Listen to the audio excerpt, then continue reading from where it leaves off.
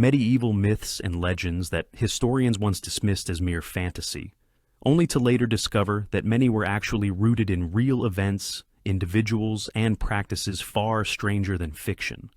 We're talking about berserkers who genuinely fought in a trance-like fury, dancing plagues that actually claimed lives, and trials by ordeal that constituted authentic medieval justice. So, before you settle too comfortably into those familiar fairy tale depictions of medieval life, please take a moment to like this video if you enjoy uncovering hidden truths buried beneath centuries of legend. Also, let me know in the comments where you're tuning in from and what time it is for you. It's always fascinating to observe our global community of history enthusiasts gathering in the evening as we collectively peel back the layers of the past.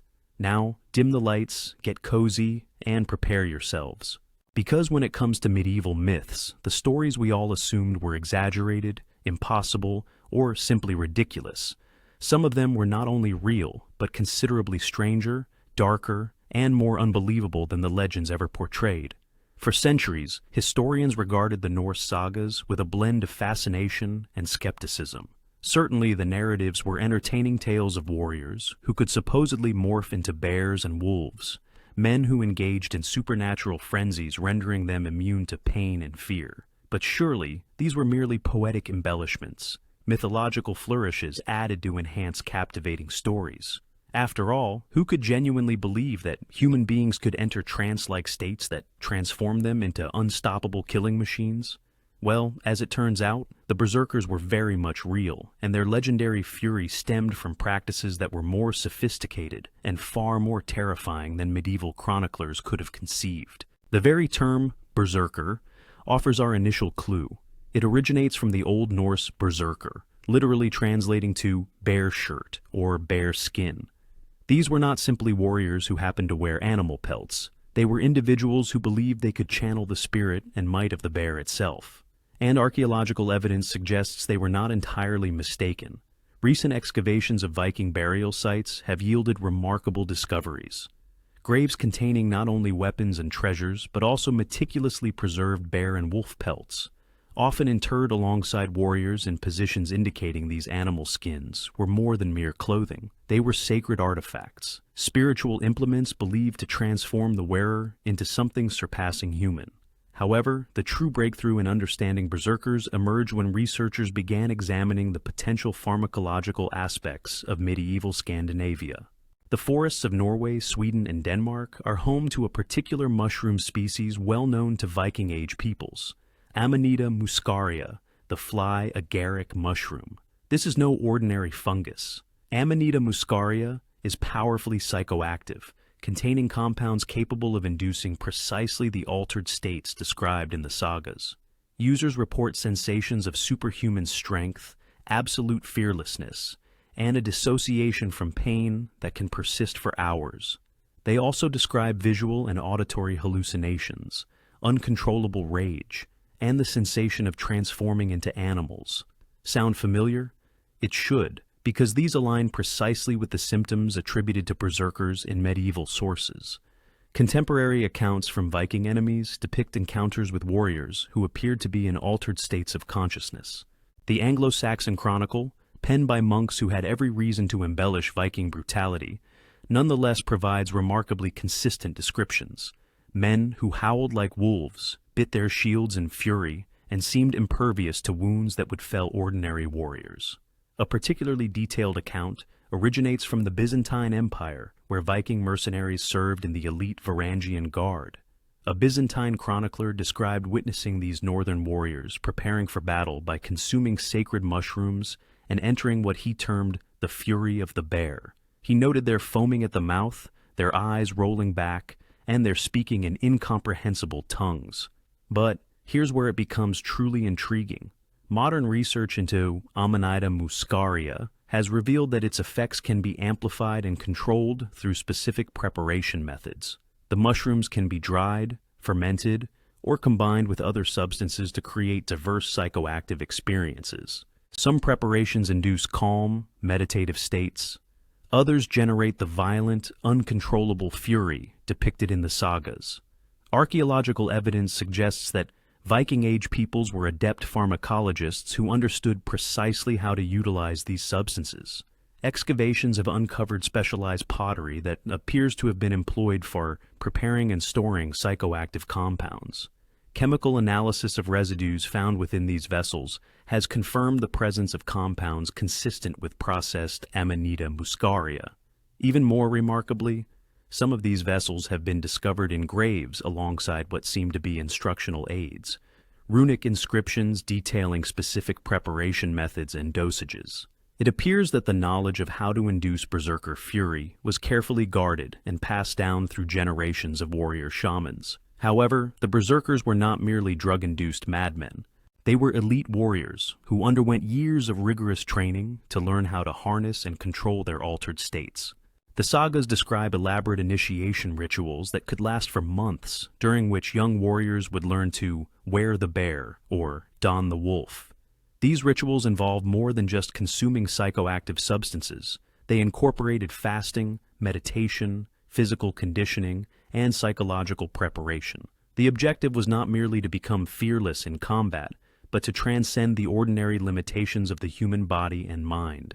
Contemporary sources describe berserkers as capable of fighting for extended periods without fatigue, ignoring wounds that would incapacitate normal men, and instilling such terror in their adversaries that entire armies would rout at their sight.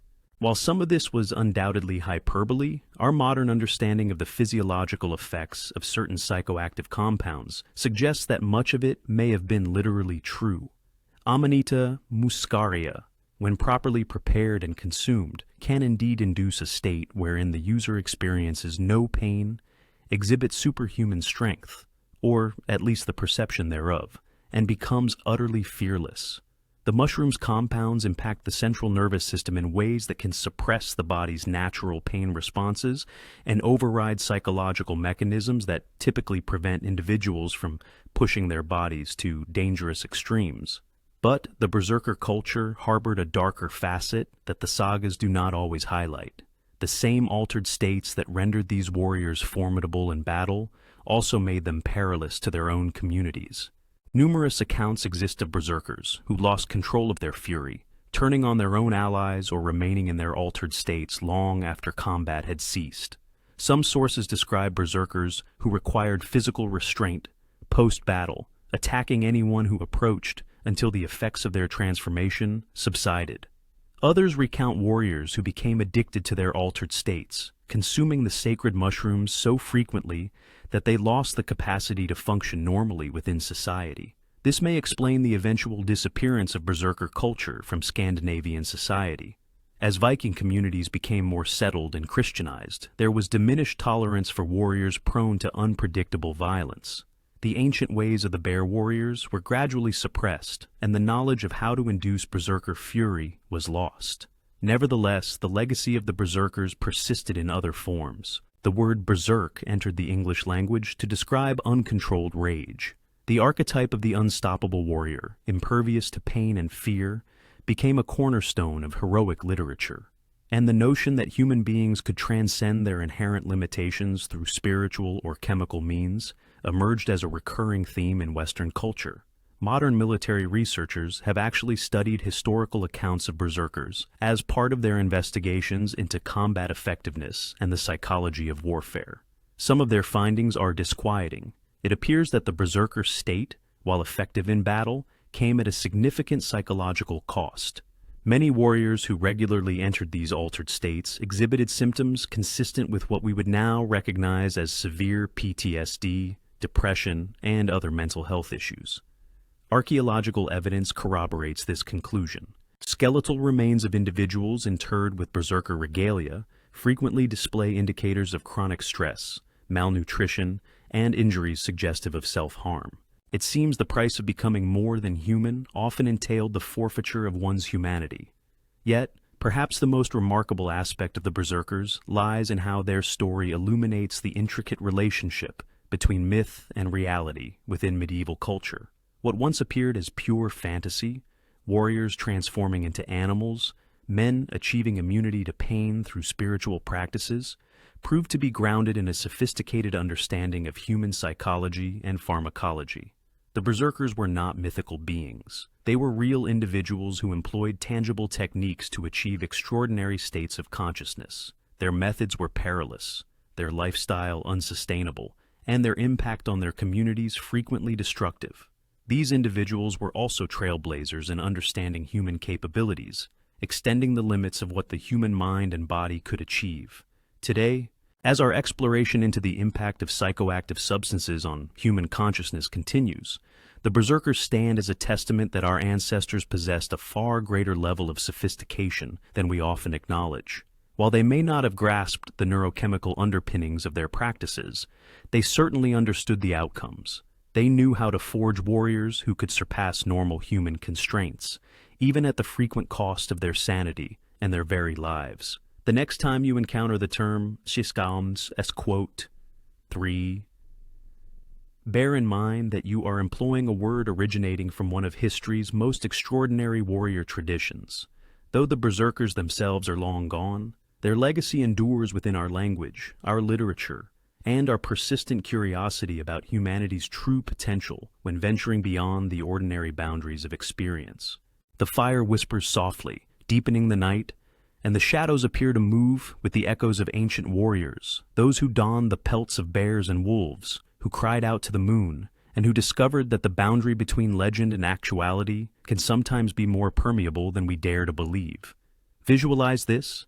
It is a scorching summer day in the French town of Strasbourg in the year 1518. The city is already grappling with scarcity, illness, and social unrest when an unprecedented event begins to unfold in its streets. A woman named Frau Traufe emerges from her home and starts to dance. This is not the joyous, celebratory movement seen at festivals, but something far more unnerving, a frenzied, involuntary motion that seems to consume her entire being. For hours, she dances ceaselessly, without music, without any discernible cause. Her feet become raw, her body convulses, yet she persists.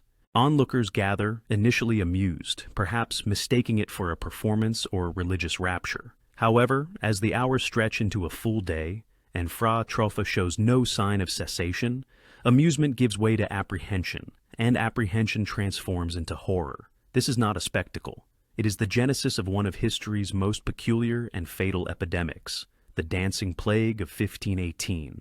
This phenomenon was so strange that for centuries, historians disregarded it as mere medieval folklore until evidence began to surface. Within days of Frau Traufe's initial episode, others began to join her, not by choice nor out of sympathy, but as if compelled by the same mysterious force that had seized her. By the end of the first week, dozens of individuals were dancing in Strasbourg's streets. By month's end, their numbers had surged to over 400. These were not fleeting moments of unusual conduct. People danced for days, weeks, even months without pause. They danced until their feet bled through their footwear. They danced until exhaustion claimed them. They danced until their hearts succumbed to the strain, and many perished while dancing. Contemporary accounts paint a picture almost too incredible to accept. Municipal records, ecclesiastical documents, and personal correspondence all recount the same astonishing narrative. Hundreds of individuals overcome by an irresistible urge to dance, moving through the city in a grotesque imitation of festivity, their bodies literally disintegrating from the exertion. Faced with a crisis beyond their experience, the city officials attempted every conceivable solution. They consulted physicians, who were baffled by the symptoms. They sought counsel from clergy, who proclaimed it either divine retribution or demonic influence. They even engaged musicians and erected platforms, believing that providing appropriate accompaniment and venues might allow the dancers to dance out their affliction. This latter decision proved disastrous. Rather than alleviating the afflicted, the music and stages appeared to intensify their compulsion. The dancing became more fervent, more violent, and increasingly fatal. People began to die, not merely from exhaustion, but from cardiac arrest, strokes, and injuries sustained during their uncontrollable movements. For centuries, scholars regarded the 1518 dancing plague as either a fabrication, a collective delusion, or an instance of medieval chroniclers embellishing a minor event for dramatic effect. The notion that hundreds could literally dance themselves to death seemed too preposterous for serious consideration.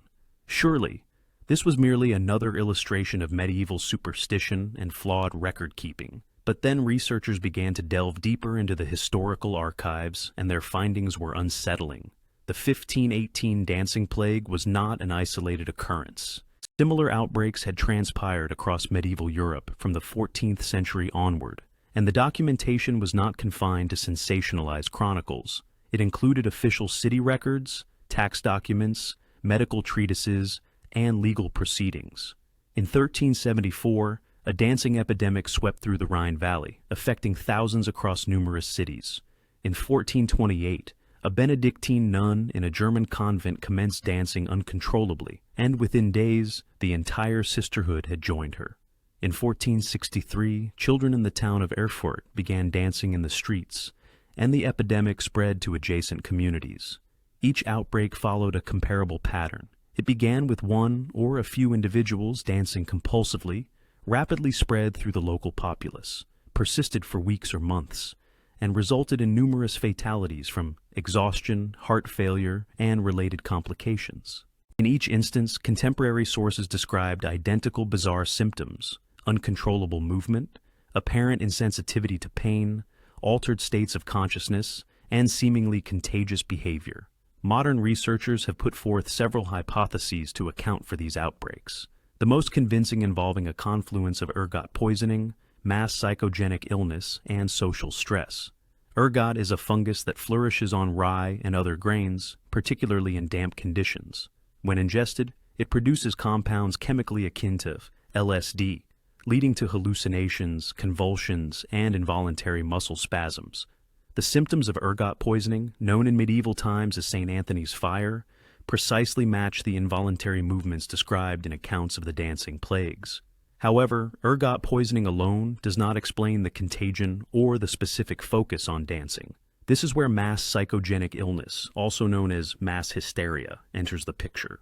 This is a well-documented phenomenon where psychological symptoms disseminate through a population via social contagion. When individuals are subjected to extreme stress from famine, disease, social disruption, or religious persecution, they become particularly susceptible to this form of collective psychological breakdown. The dancing plagues occurred during periods of intense social strain in medieval Europe. The 14th and 15th centuries were characterized by recurring famines, devastating plagues, religious conflicts, and societal upheaval. Communities often teetered on the brink of survival, and people sought explanations for their suffering and avenues to cope with their desperation. In this context, dancing may have served as both a symptom of distress and an attempted remedy. Many medieval cultures associated dancing with healing, spiritual purification, and communion with the divine. When confronted with inexplicable suffering, dancing might have seemed like a means to appease wrathful deities, cleanse the community of sin, or achieve a state of religious ecstasy that would offer respite from worldly woes. But what began as a coping mechanism rapidly devolved into a trap. The physical toll of prolonged dancing, compounded by the psychological pressure of public display and the social expectation to continue, created a feedback loop that was nearly insurmountable. Individuals who might have otherwise recovered from their initial distress found themselves ensnared in a behavior pattern that was literally costing them their lives. Recent research has also indicated that the dancing plagues were not random events. They adhered to specific social and cultural patterns. They were more prone to occur in communities already experiencing elevated stress levels, in regions where traditional social structures were disintegrating, and among populations with strong cultural associations between dancing and spiritual or healing practices. The outbreaks also tended to disproportionately affect certain demographic groups. Women were more frequently represented among the dancers, as were young people and individuals from lower social strata. This pattern aligns with our understanding of mass psychogenic illness, which typically impacts individuals who are already marginalized or under particular duress. Perhaps most remarkably, some dancing plague outbreaks appear to have been intentionally triggered or manipulated by religious or political authorities. There are records of clergy and civic leaders who promoted dancing epidemics as a means of diverting social discontent, providing an outlet for popular frustration that posed less of a threat to established power structures than outright rebellion. In certain instances, the dancing plague functioned as a form of collective bargaining chip. Communities suffering under oppressive taxation, religious persecution, or other forms of social injustice would manifest dancing epidemics, compelling authorities to address their grievances. The spectacle of hundreds dancing themselves to death was impossible to ignore, and it often resulted in concessions from local rulers eager to restore order. This political dimension of the dancing plagues helps explain their thorough documentation in official records. These were not merely medical curiosities. They represented social and political crises that endangered the stability of entire communities. City councils convened emergency sessions, church authorities issued special proclamations, and regional governors dispatched detailed reports to their superiors, describing the peculiar epidemic that was quite literally dancing populations to their demise. Among the most thorough accounts is that of the physician Paracelsus, who witnessed a dancing plague outbreak in the early 16th century. His medical notes detail symptoms remarkably consistent with present-day understanding of ergot poisoning, combined with mass hysteria. The afflicted would dance incessantly, their limbs moving as if guided by unseen strings. They reported visions, music only they could perceive, and irrefutable compulsions. Their bodies would waste away, yet still they danced, as if death itself were leading them in a macabre ballet. Paracelsus also observed a detail modern researchers find particularly significant. The dancing plagues appeared to be self-limiting. They would sweep through a community for weeks or months, claiming dozens or even hundreds of lives before abruptly ceasing. Survivors would revert to normal behavior as if emerging from a dream, often retaining little memory of their time as dancers. This pattern aligns with our knowledge of both ergot poisoning and mass psychogenic illness.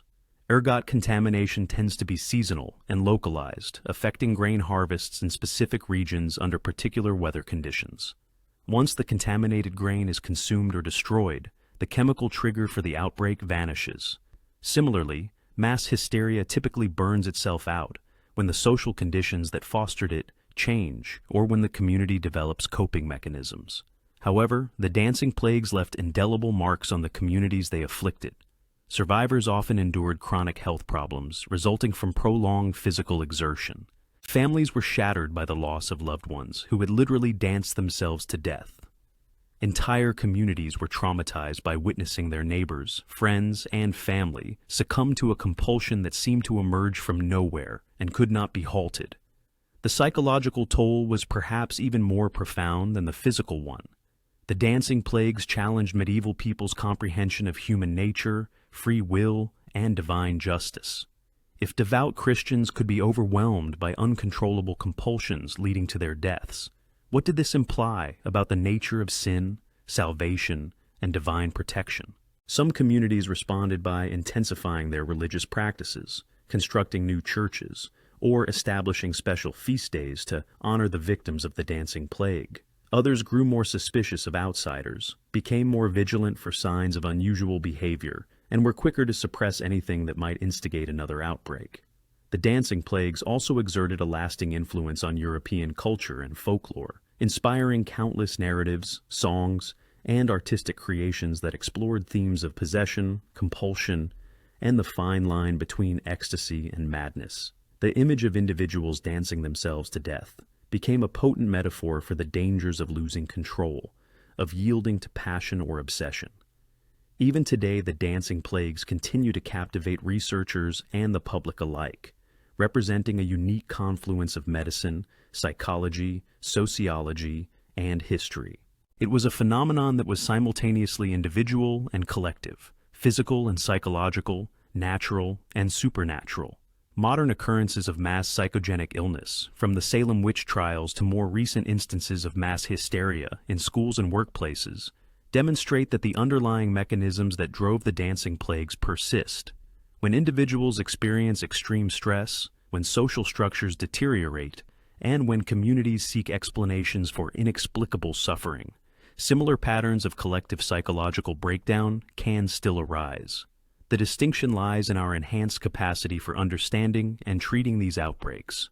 We recognize the role of ergot and other toxins in precipitating unusual behavior. We comprehend the psychology of mass hysteria and the mechanisms of social contagion spreading through populations.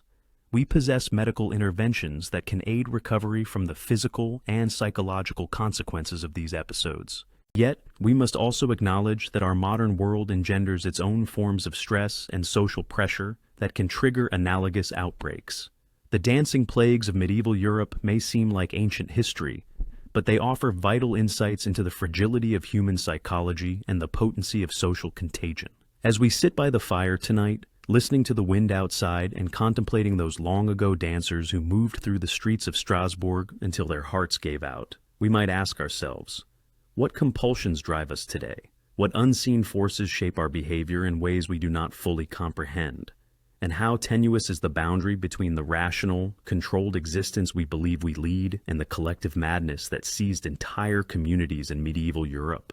The dancing plagues remind us that human beings are far more vulnerable and interconnected than we often perceive. They reveal that the demarcation between myth and reality, between individual and collective experience, between sanity and madness is not as distinct as we might prefer to believe.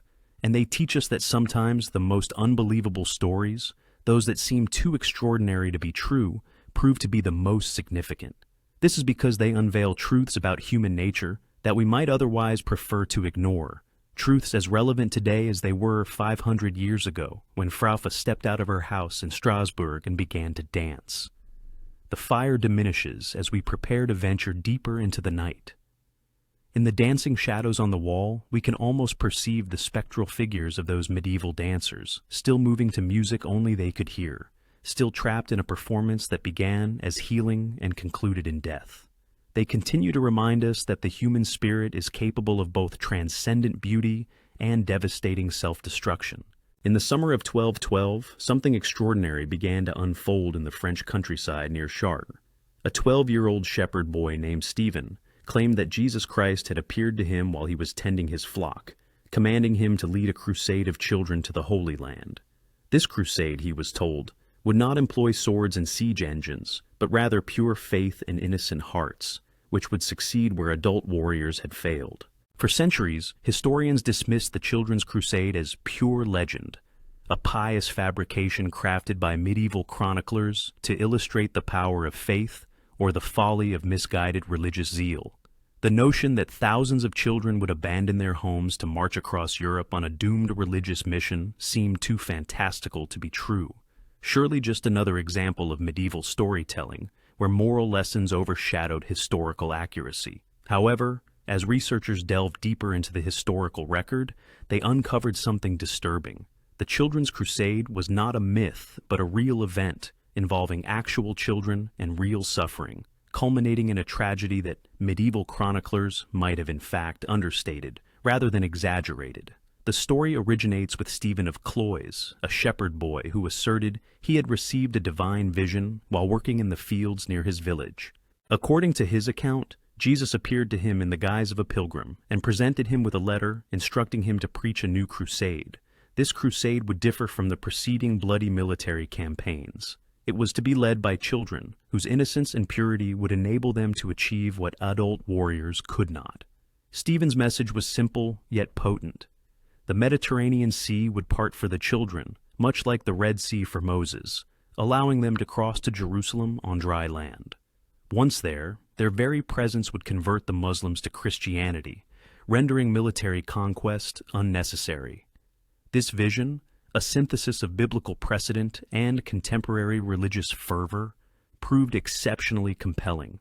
News of Stephen's vision spread rapidly throughout the French countryside, disseminated by a network of itinerant preachers, pilgrims, and merchants who already traversed the established trade routes. Within weeks, children from across northern France were deserting their homes and families to join what they believed would be a miraculous journey to the Holy Land. The response was unprecedented. Contemporary sources describe streams of children, some as young as 7 or 8, walking along the roads towards Paris, where Stephen had promised to assemble his army of young crusaders. They came from all social strata. Peasant children left their family farms, merchant children abandoned their apprenticeships, and even noble children slipped away from their tutors and guardians.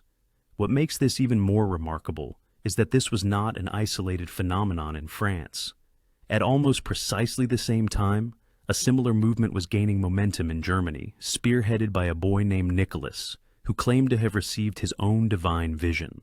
The German Children's Crusade followed a different trajectory, intending to cross the Alps into Italy and then sail from the port of Genoa to the Holy Land. For centuries, historians assumed these parallel movements to be either fictional or greatly exaggerated. The concept of thousands of children spontaneously organizing themselves into two separate crusading armies seemed improbable. Medieval society was characterized by its rigid structure and stringent control mechanisms. Children did not simply embark on religious journeys without the guidance and backing of adults. However, recent investigations have uncovered that the Children's Crusade occurred during a period of heightened religious zeal and societal disruption, rendering such a movement not only feasible, but nearly unavoidable. The early 13th century was defined by a widespread conviction of the imminent end of days, popular religious movements that challenged the established doctrines of the Church, and growing discontent with the unsuccessful official crusades aimed at reclaiming Jerusalem.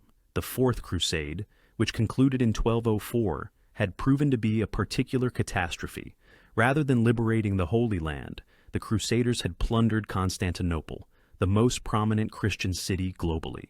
This breach of Christian unity had profoundly shocked and disillusioned numerous believers, who began seeking alternative avenues to serve God and champion the Christian cause. Into this milieu of religious crisis and public dissatisfaction came the pronouncements of child prophets, suggesting that innocence and faith could triumph where military might and calculated political strategies had faltered.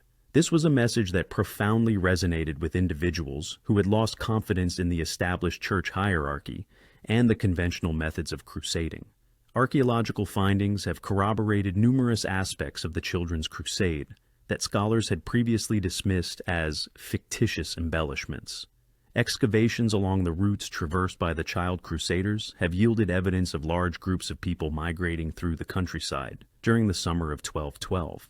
Monastery records indicate an atypical number of children seeking sustenance and shelter throughout this period. Church documents chronicle special prayers and services conducted on behalf of the innocent crusaders. Even more compelling is the documentary proof that has been preserved in various archives across Europe. City records from Paris detail the arrival of throngs of children, led by a young shepherd who claimed divine mandate. Italian chronicles document the passage of German children through the Alpine passes. Port records from Marseille and Genoa provide evidence of attempts by groups of children to secure a passage to the Holy Land.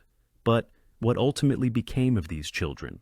This is where the narrative takes a truly poignant turn, and where the historical documentation becomes both more granular and more distressing. The French children, under the leadership of Stephen, reached Marseille, anticipating that the Mediterranean Sea would miraculously divide before them. When this miraculous event failed to materialize, the movement began to disintegrate. Some children endeavored to return to their homes, but many had traveled too far and were too enfeebled to undertake the arduous journey. Others were bartered into servitude by unscrupulous merchants who had shadowed the crusade, seeking opportunities to profit from the desperation of the children. The German children faced an even more dire outcome. Those who survived the treacherous crossing of the Alps, and many did not, succumbing to exposure, starvation, and illness in the mountain passes, found themselves stranded in Italian ports with no means to continue their pilgrimage. While some were taken in by local monasteries or charitable organizations, a significant number simply vanished into the underbelly of medieval urban poverty. Recent scholarly work has unearthed evidence suggesting that some of the children were indeed sold into slavery, precisely as the medieval chroniclers asserted. Documents from North African marketplaces record the sale of young European slaves during the period immediately subsequent to the Children's Crusade. Ship manifests from Italian ports indicate vessels departing from Muslim territories laden with human cargo that match the descriptions of the missing crusaders. However, perhaps the most unsettling discovery has been indications that the Children's Crusade may not have been as spontaneous as it initially appeared. Some historians now posit that the movement was deliberately encouraged and manipulated by adults who perceived an opportunity to exploit the children's religious fervor for their own gain. There are records of merchants who provisioned the child crusaders with food and supplies at exorbitant prices, leading to the financial ruin of many families. There are accounts of ship captains who pledged to transport the children to the Holy Land without charge, only to subsequently sell them into bondage once they were aboard. There are even suggestions that certain church officials may have promoted the movement as a means of redirecting popular religious passion away from more disruptive forms of dissent. This bleaker interpretation of the Children's Crusade is buttressed by our understanding of medieval perceptions of children and childhood. In the 13th century, children were not regarded as innocent beings requiring protection and care. They were viewed as diminutive adults who were expected to labor, fight, and perish for the same causes as their elders. The notion of thousands of children being dispatched on a perilous religious mission without adequate adult supervision would not have been as shocking to medieval sensibilities as it is to contemporary ones. The Children's Crusade also reflects the intricate relationship between popular religious movements and established church authority in medieval Europe. The official church harbored significant ambivalence towards the movement. It could not openly denounce what appeared to be a divinely inspired endeavor, yet it could not officially endorse an enterprise that challenged the traditional church hierarchy and its authority. Some church officials attempted to dissuade the children from proceeding, arguing that they should return home and serve God through obedience to their parents and local clergy. Others interpreted the movement as a sign of divine displeasure with the church's shortcomings and encouraged the children to persist. Still others simply sought to remain uninvolved and avoid adopting any stance that might later be construed as opposing God's will. This ecclesiastical indecision exacerbated the unfolding tragedy. Lacking clear direction from ecclesiastical leaders, the children were compelled to rely on their own judgment and the counsel of those traveling with them. Many of these advisors were far from disinterested parties. They were merchants, ship captains, and other entrepreneurs who viewed the crusade as a commercial venture rather than a spiritual quest. The aftermath of the Children's Crusade proved devastating for the families and communities that had lost their children. Parents who had initially taken pride in their children's piety were left to grieve for sons and daughters who would never return. Villages that had contributed a significant number of children faced labor shortages and demographic disruptions that persisted for generations. The church, too, was compelled to confront the ramifications of these events. How could a movement that seemed so evidently inspired by divine revelation culminate in such a catastrophe? Some theologians contended that the children's faith had been pure, but that they had been misled by impostor prophets and avaricious merchants. Others proposed that the Crusade's failure served as a divine message regarding the futility of attempting to reclaim the Holy Land through military force. The Children's Crusade also left enduring marks on European attitudes towards popular religious movements. Church authorities grew considerably more skeptical of claims of divine revelation, particularly when they originated from children or other marginalized populations. New protocols were implemented for the examination and validation of religious visions, and greater emphasis was placed on the importance of church hierarchy and institutional authority. Yet, arguably the most profound legacy of the Children's Crusade was its influence on European literature and culture. The narrative of innocent children who set out to serve God and ultimately became victims of adult avarice and manipulation emerged as a potent symbol of lost innocence and betrayed faith. It inspired innumerable works of art, literature, and music that explored themes of religious devotion, societal exploitation, and the vulnerability of youth. The Children's Crusade also serves as a solemn reminder of how readily religious fervor can be manipulated and exploited by those with less noble motivations.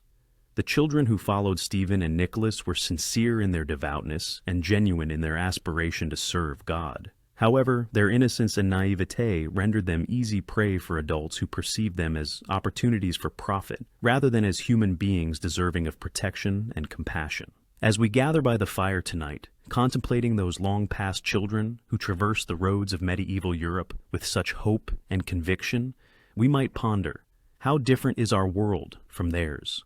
Do we still witness movements of popular passion manipulated by those in power? Do we still have vulnerable populations exploited by those who ought to be safeguarding them? The Children's Crusade reminds us that the boundary between faith and fanaticism, between inspiration and exploitation, between optimism and tragedy, is often more tenuous than we would prefer to acknowledge. It demonstrates that even the noblest intentions can lead to dire consequences when they are not tempered by wisdom, experience, and genuine concern for human well-being. And it teaches us that sometimes the most heart-wrenching narratives are the ones that actually occurred, the ones where real children paid the price for adult failures, where genuine faith was betrayed by human greed, and where the innocent suffered for the transgressions of those who should have known better. The fire crackles softly as we prepare to venture further into the night. And within the flickering flames, we may discern the spectral figures of those medieval children still journeying along the roads of Europe, still believing that their faith will suffice to part the seas and transform the world, still placing their trust in adults who have already resolved to betray them. Their narrative serves as a compelling reminder that myths and legends often hold more verity than we typically acknowledge, and that the most improbable tales are frequently those we most desperately need to recall. As the flames in our hearth dwindle, we settle further into the night. I wish to recount something that, by contemporary standards, sounds utterly preposterous. Envision this scenario. You stand accused of theft in medieval Europe. Instead of engaging a lawyer or facing a jury, you are compelled to plunge your hand into boiling water to retrieve a stone. If your burns heal cleanly within 3 days, you are deemed innocent. Should they fester? Well, you've likely already succumbed to infection, rendering the question of guilt moot. This was known as trial by ordeal. For a considerable period, historians dismissed this practice as the epitome of medieval ignorance, surely evidence that our ancestors were superstitious barbarians who genuinely believed God would directly intervene to spare innocent individuals from scalding. However, here is where the narrative takes a more intriguing and somewhat disconcerting turn for those of us inclined to feel superior to the past. Recent investigations indicate that trial by ordeal was by no means a random procedure. In fact, it functioned as a surprisingly effective system of justice, ingeniously blending religious pageantry with rather sophisticated psychological manipulation. Consider it from this perspective. In a small medieval village, egregious offenses rarely occurred in complete secrecy. If the church's silver was pilfered or the miller was murdered, it is highly probable that numerous individuals harbored suspicions regarding the perpetrator. Yet, no one was willing to directly implicate another, as such an act could ignite generational blood feuds. Enter trial by ordeal, the ultimate mechanism for community pressure. The accused would dedicate days to preparing for their divine trial, all while the entire village observed and murmured amongst themselves. Church bells would peal, priests would offer prayers, and all would assemble to witness divine judgment. The psychological leverage exerted was immense. Now, here's what contemporary researchers have uncovered, which is genuinely remarkable. A significant number of individuals subjected to trial by ordeal never actually made contact with the scalding water. They confessed prior to the ceremony's conclusion. The ritual itself, with its extended buildup, intense community scrutiny, and ample time for contemplation of facing God with tainted hands, compelled confessions from those who might never have admitted guilt under conventional interrogation. For those who persevered through the ordeal, the outcomes were not as arbitrary as they once appeared. Innocent individuals, possessing genuine faith in their innocence and their righteous standing with God, approached the trial with a degree of composure. It transpires that stress and anxiety actually exacerbate burn injuries by affecting blood circulation and healing processes. Confident, relaxed individuals, when subjected to identical injuries, demonstrably healed more rapidly. Conversely, guilty parties were frequently psychological wrecks by the time they faced the boiling pot. Medieval people sincerely believed that God observed all, and confronting what they perceived as direct divine judgment was a terrifying prospect.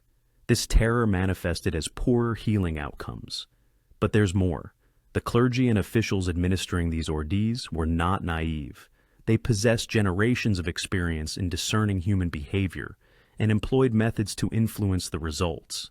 The water temperature could be subtly adjusted, and the examination of wounds after 3 days was inherently subjective. Innocent individuals often benefited from the support of family and friends, providing competent medical care during the repose period, while the guilty might find themselves inexplicably neglected. Archaeological findings from medieval churches have even yielded specialized vessels for heating water and iron implements, some displaying evidence of having been treated with substances that would alter their temperature or the severity of the damage they inflicted. The system incorporated inherent flexibility, enabling experienced administrators to steer outcomes toward what they believed to be the truth. Statistical analyses suggest that trial by ordeal achieved accuracy rates of approximately 90%. This figure surpasses that of many modern legal systems, not due to divine intervention, but because it represented a meticulously constructed methodology for eliciting confessions and leveraging communal knowledge about actual perpetrators. Is this justice? By our current standards, unequivocally not. However, for isolated communities lacking forensic science, professional law enforcement, and DNA analysis, it served as a remarkably effective means of preserving social order while fostering a collective sense that truth would ultimately prevail. As we venture further into the night's enigmatic depths, we might contemplate how frequently what appears to be primitive superstition reveals itself to be practical wisdom cloaked in religious attire. Our ancestors were not unintelligent. They were confronting tangible problems with the resources at their disposal. And at times, their solutions prove more efficacious than we might willingly concede. The fire crackles softly as we settle more deeply into our seats, and outside, the wind carries the murmurs of other mysteries awaiting exploration. Speaking of windswept whispers, as midnight draws nigh and the wind intensifies around our dwellings, allow me to share one of medieval Europe's most chilling legends, the Wild Hunt. This spectral cavalcade of supernatural riders swept across winter skies, collecting souls and heralding doom for any unfortunate enough to witness their passage. Picture terrified villagers frantically bolting shutters and barricading doors upon hearing the thunder of hooves above, the baying of spectral hounds, and the blare of unearthly hunting horns echoing through storm-laden clouds. For centuries, scholars dismissed these accounts, attributing them to mundane origins. Thunder is mere thunder, they argued. Wind is just wind. Medieval populations, lacking meteorological understanding, simply projected their fears onto natural phenomena. However, researchers subsequently began correlating historical records of wild hunt sightings with astronomical data and meteorological information, revealing something extraordinary. Many of these seemingly supernatural encounters coincided with specific atmospheric events capable of producing genuinely astonishing visual and auditory displays in the sky. A pivotal discovery arose when scientists recognized that numerous wild hunt reports bore a striking resemblance to descriptions of the aurora borealis, the northern lights. During periods of heightened solar activity, auroral displays can manifest at significantly lower latitudes than usual, reaching regions entirely unfamiliar to local inhabitants. Imagine witnessing the sky suddenly ignite with dancing, pulsating lights that transition from pale white to deep crimson, moving in formations that could easily be mistaken for mounted riders galloping through the heavens.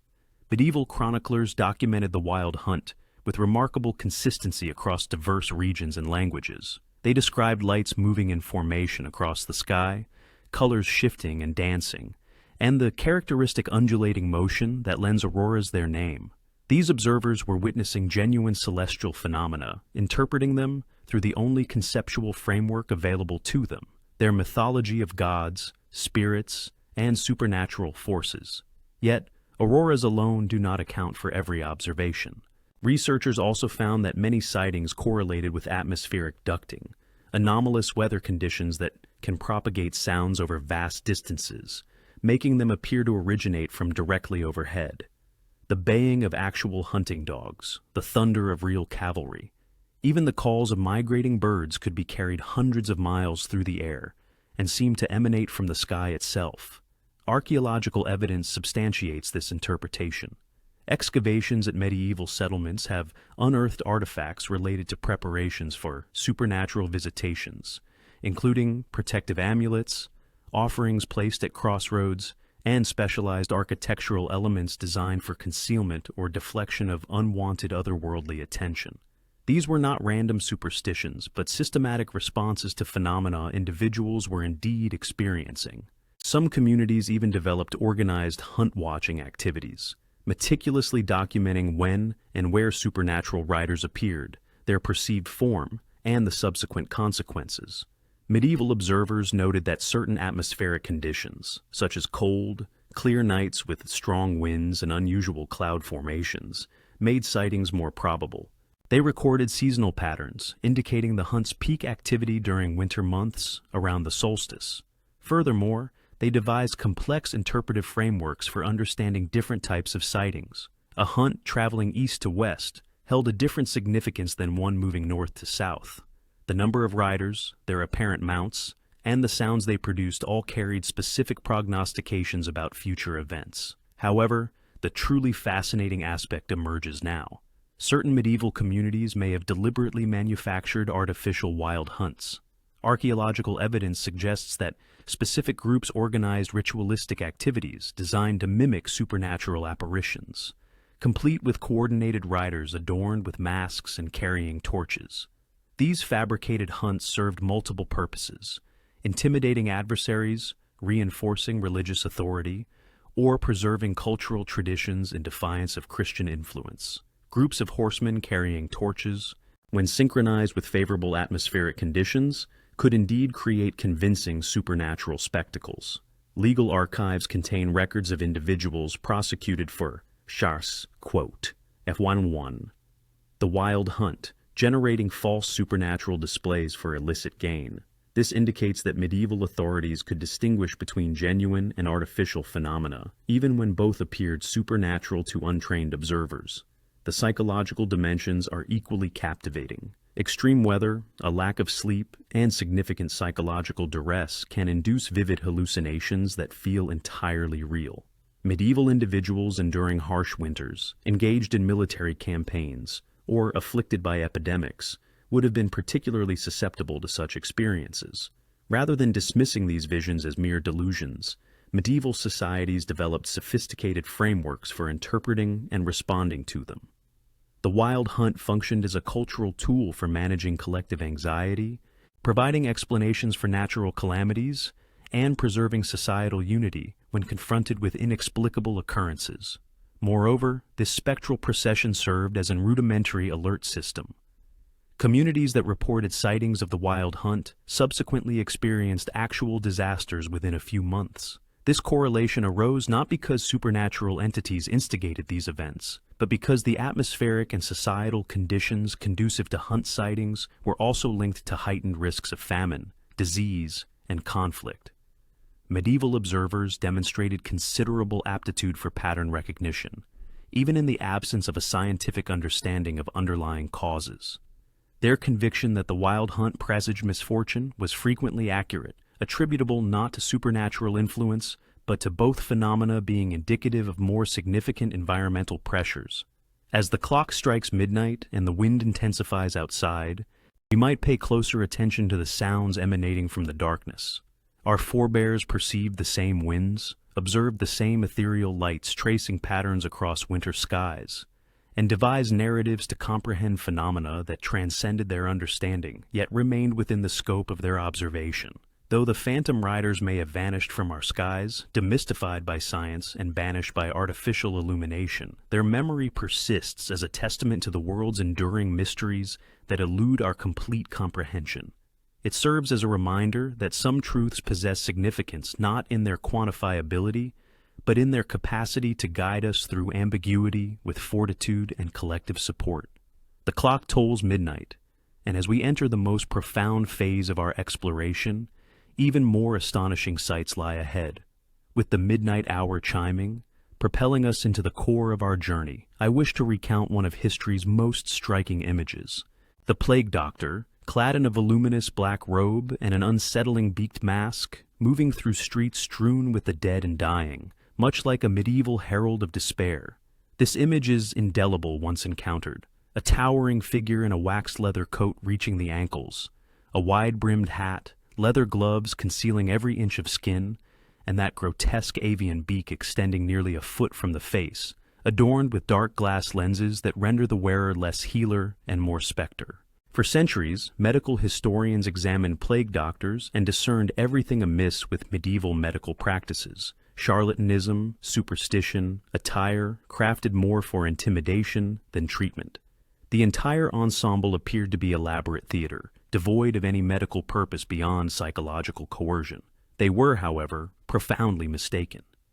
Recent examinations of plague doctor attire have yielded remarkable insights. Every component of that menacing costume served a distinct medical utility. and numerous underlying principles proved more scientifically robust than the therapies that superseded them.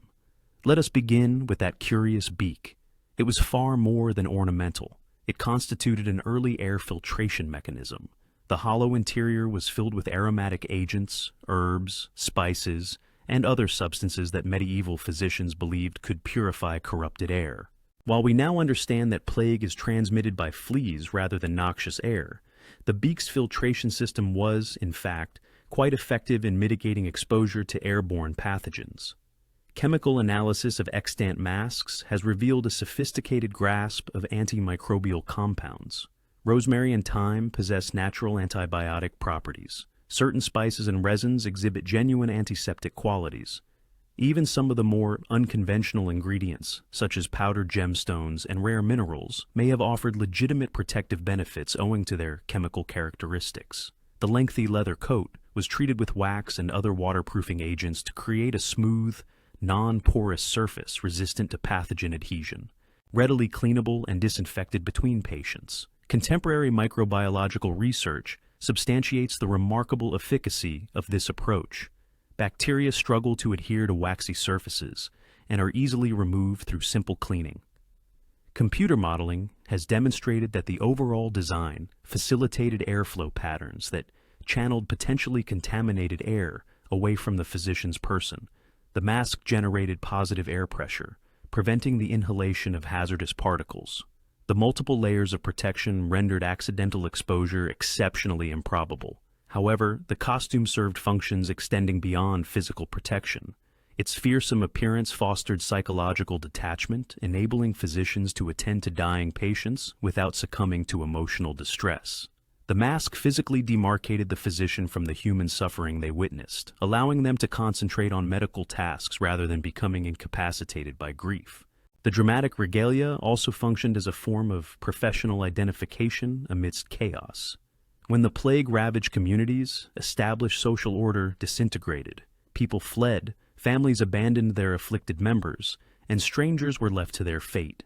The distinctive attire permitted plague doctors to navigate infected zones with relative safety and access patients who might otherwise have been left to perish alone. Demographic analyses of plague mortality reveal that communities with active plague doctors experienced substantially lower mortality rates compared to those lacking medical intervention. Although medieval physicians could not cure the plague, their interventions, pain management, wound care, nutritional support, basic sanitation, made a tangible impact on survival rates. The ceremonial aspects were also not mere empty rituals. Many plague doctors were also clergy, and their work was regarded as spiritual service. The avian appearance may have been intended to evoke ravens or other carrion birds associated with death and transition in medieval symbolism, signifying an acknowledgement of the spiritual dimensions of their calling. During the recent COVID-19 pandemic, healthcare professionals noted striking parallels between their protective gear and historical plague doctor attire. Modern hazmat suits, N95 masks, face shields, and other equipment fulfill essentially the same functions as the medieval physician's leather coat, beaked mask, and dark glasses. The psychological challenges confronting contemporary healthcare workers during infectious disease outbreaks also echo the experiences of plague doctors. Maintaining professional detachment while witnessing widespread suffering, employing protective protocols for both physical safety and emotional resilience, relying on distinctive medical clothing as both practical defense and professional identity. As we traverse the darkest hour of the night, contemplating those masked figures who fearlessly entered plague-ridden dwellings where others recoiled, we might consider what their example imparts regarding the interplay of knowledge and practice, of comprehension and effective action. Plague doctors lacked an understanding of germ theory, yet they grasped the concept of contamination. They were unaware of bacteria and viruses, but they understood barrier protection. They did not possess modern pharmaceuticals, but they relied on meticulous observation, systematic record-keeping, and the courage to persist with novel approaches when prior ones failed. Their peculiar costumes might have appeared supernatural, but they were in fact exemplary instances of evidence-based medicine at its zenith, practical solutions devised through experience, validated through trial and error, and refined over generations of practice. The beaked masks are no longer present in our hospitals, but their spirit endures in every healthcare worker who discerns protective equipment and ventures into peril to tend to others. And perhaps that is the most crucial lesson. Healing has perpetually necessitated not merely knowledge, but the courage to confront the unknown while donning whatever protective gear we can fashion from available resources. As the night deepens and mysteries proliferate, allow me to next recount the tale of visitors who materialized in improbable locations, speaking tongues no one recognized. In these hushed hours preceding dawn, when the boundary between dream and wakefulness seems at its most attenuated, permit me to share a most peculiar enigma from medieval England. Two children with strikingly green skin who appeared in a Suffolk village around the 12th century, conversing in an unknown dialect and subsisting solely on raw beans. The narrative originates from two credible medieval chroniclers who asserted their commitment to factual reporting, not fabrication. According to their accounts, agricultural laborers near the village of Woolpit discovered the children close to ancient wolf traps. However, these were no ordinary children lost in the woodland. Their skin was uniformly green, an intrinsic coloration rather than an artificial application, a phenomenon the chroniclers avowed they had never previously witnessed. The children expressed themselves in no recognizable language, wore garments fashioned from unfamiliar materials, and eschewed all conventional sustenance. They appeared frail and disoriented, as if they had undertaken an arduous or an implausibly extensive journey. The local lord, Sir Richard Dan, offered them refuge and attempted to provide for their well-being. For centuries, historians dismissed this account as obvious fiction, a moralistic fable inadvertently intertwined with historical records. Green-skinned children emerging from an unknown origin, speaking incomprehensible languages. It strains credulity. Yet, herein lies the story's compelling nature. It was not a straightforward fairy tale. The chroniclers supplied abundant particulars regarding the subsequent events. Over months and years, the children initially would consume only raw beans. Gradually, they accepted other foodstuffs, and their health improved. The boy, seemingly younger, remained in delicate health and succumbed within months. The girl, however, endured, and this is where the narrative becomes exceptionally intriguing. With the passage of time, her green pigmentation gradually receded until her skin appeared normal, though it retained a subtle olive hue. As she acquired proficiency in English, she offered explanations for her origins. She claimed that she and her brother hailed from a realm of perpetual twilight, where all inhabitants possessed skin of their distinctive green shade. She recounted how they were tending their father's cattle when they heard bells and followed the sound through subterranean passages, eventually emerging into the intense sunlight of our world. The girl eventually integrated into English society. She was baptized Agnes and learned to live normally among the villagers, with some accounts suggesting she married and led a conventional life. However, she remained slightly atypical, more serious and thoughtful than her neighbors, possessing what people described as an otherworldly quality. Modern researchers have formulated dozens of theories, yet no definitive answers have emerged. The most medically plausible explanation centers on hypochromic anemia, a condition stemming from severe malnutrition that can impart a distinct greenish hue to the skin. If the children had subsisted on limited vegetation, such as raw beans, they might indeed have developed nutritional deficiencies severe enough to cause green discoloration. This theory gains credibility from the girl's recovery as her diet improved and offers an explanation for the boy's demise. Severe malnutrition is frequently fatal in young children, but it does not account for everything. How did they reach Woolpit? Why could they not speak English? Where did they truly originate? Some researchers propose they were Flemish refugees who became separated from their families during the political upheavals of the 12th century. The Flemish spoke a language entirely foreign to English villagers and might have adhered to different dietary customs that appeared peculiar to their rescuers. The land of St. Martin, which the girl described, could refer to a genuine Flemish settlement dedicated to St. Martin of Tours. Archaeological findings indicate 12th century immigration of foreign refugees into the Woolpit area.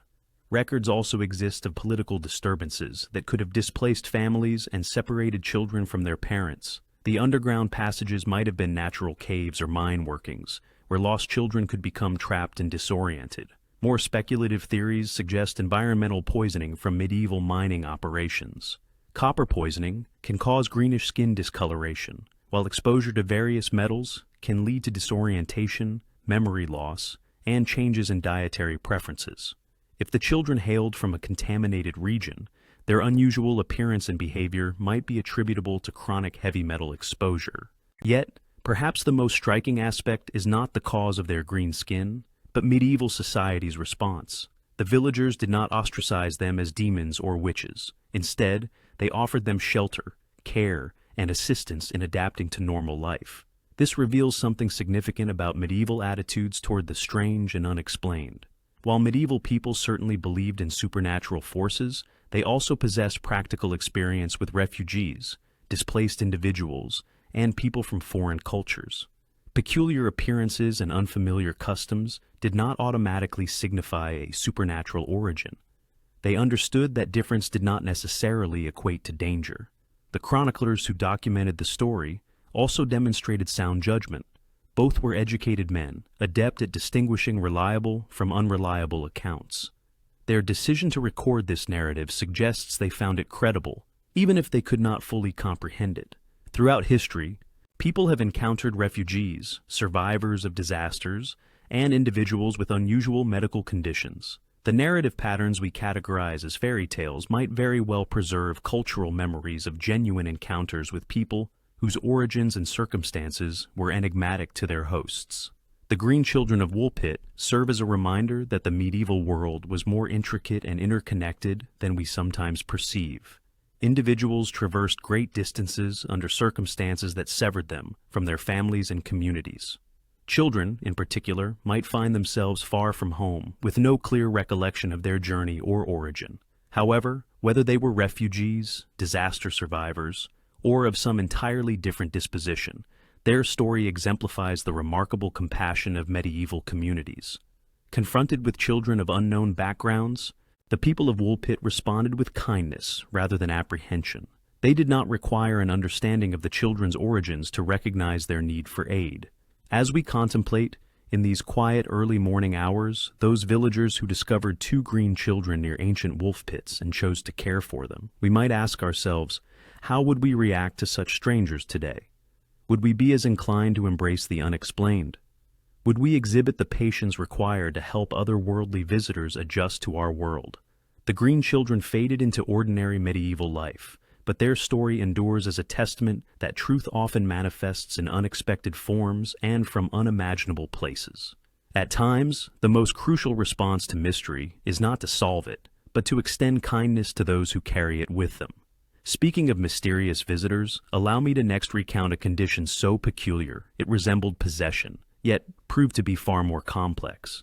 In the profound stillness of the night, when the world seems poised between reality and dream, let me tell you about a medical treatment so unusual that doctors dismissed it for centuries as mere Italian superstition.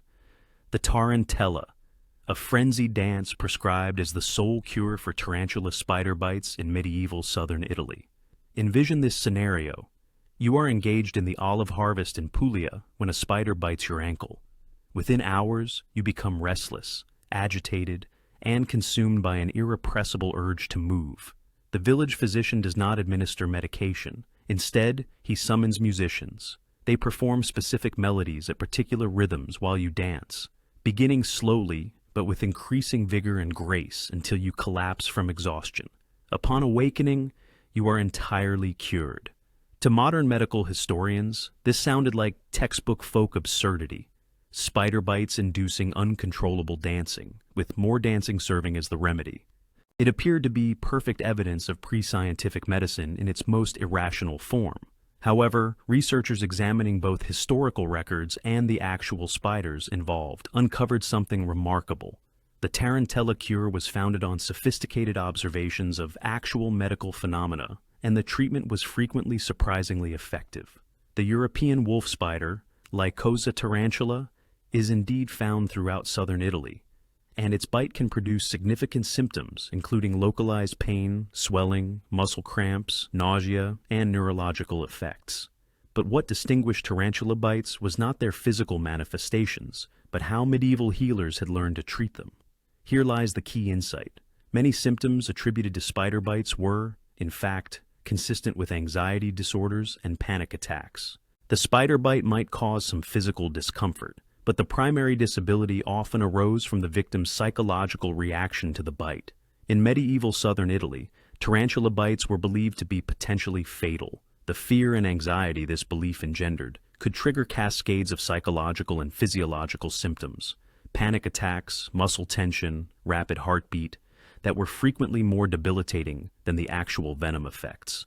However, the tarantella cure addressed these symptoms through sophisticated combinations of physical activity, social support, and altered consciousness, which modern medicine recognizes as genuinely therapeutic. The vigorous dancing served multiple purposes, releasing muscle tension and nervous energy, enhancing circulation, promoting toxin elimination through perspiration, and triggering endorphin release that alleviated pain and promoted well-being. The social dimension was equally critical. Tarantism treatment involved entire communities. Musicians gathered to provide the necessary music, while family and neighbors offered support.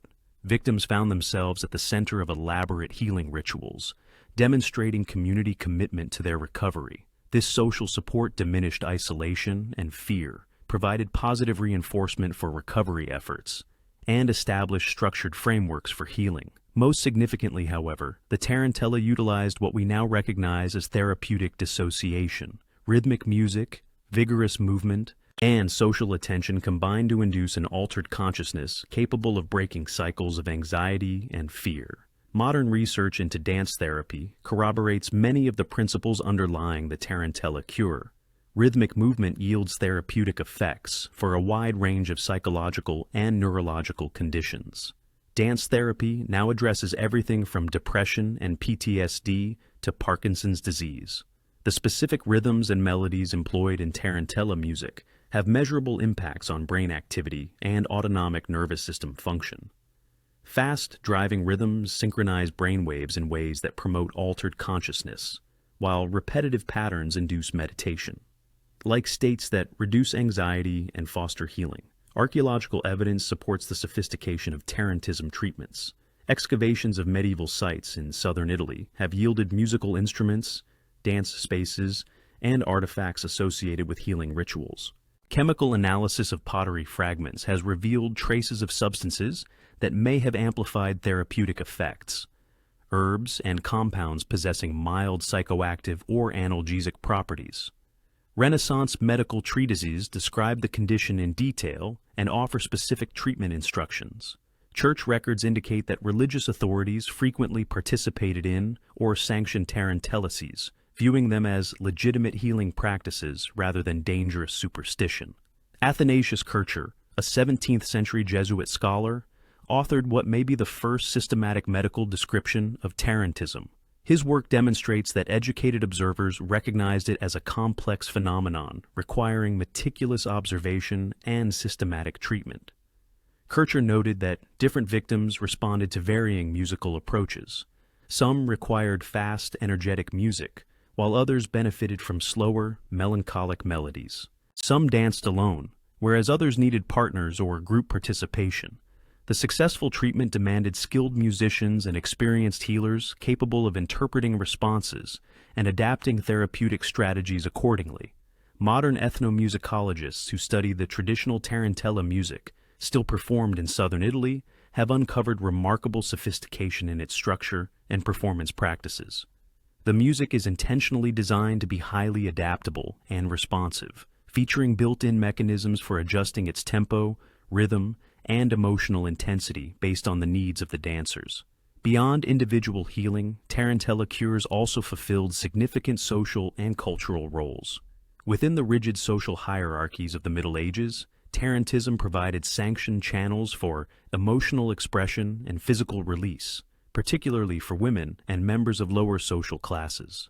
Many instances of tarantism may have actually been conversion disorders, psychological conditions, where emotional distress manifests in physical symptoms. The spider's bite offered culturally acceptable explanations for behaviors and feelings that might otherwise have been deemed sinful or socially unacceptable. The tarantella enabled individuals to experience ecstatic states, openly express profound emotions, and receive community attention in ways that were otherwise prohibited. It offered a temporary reprieve from social constraints, while simultaneously strengthening community ties and cultural traditions. This helps to explain the enduring nature of tarantism and its resistance to suppression by medical and religious authorities. It served psychological and social functions that extended far beyond merely treating spider bites.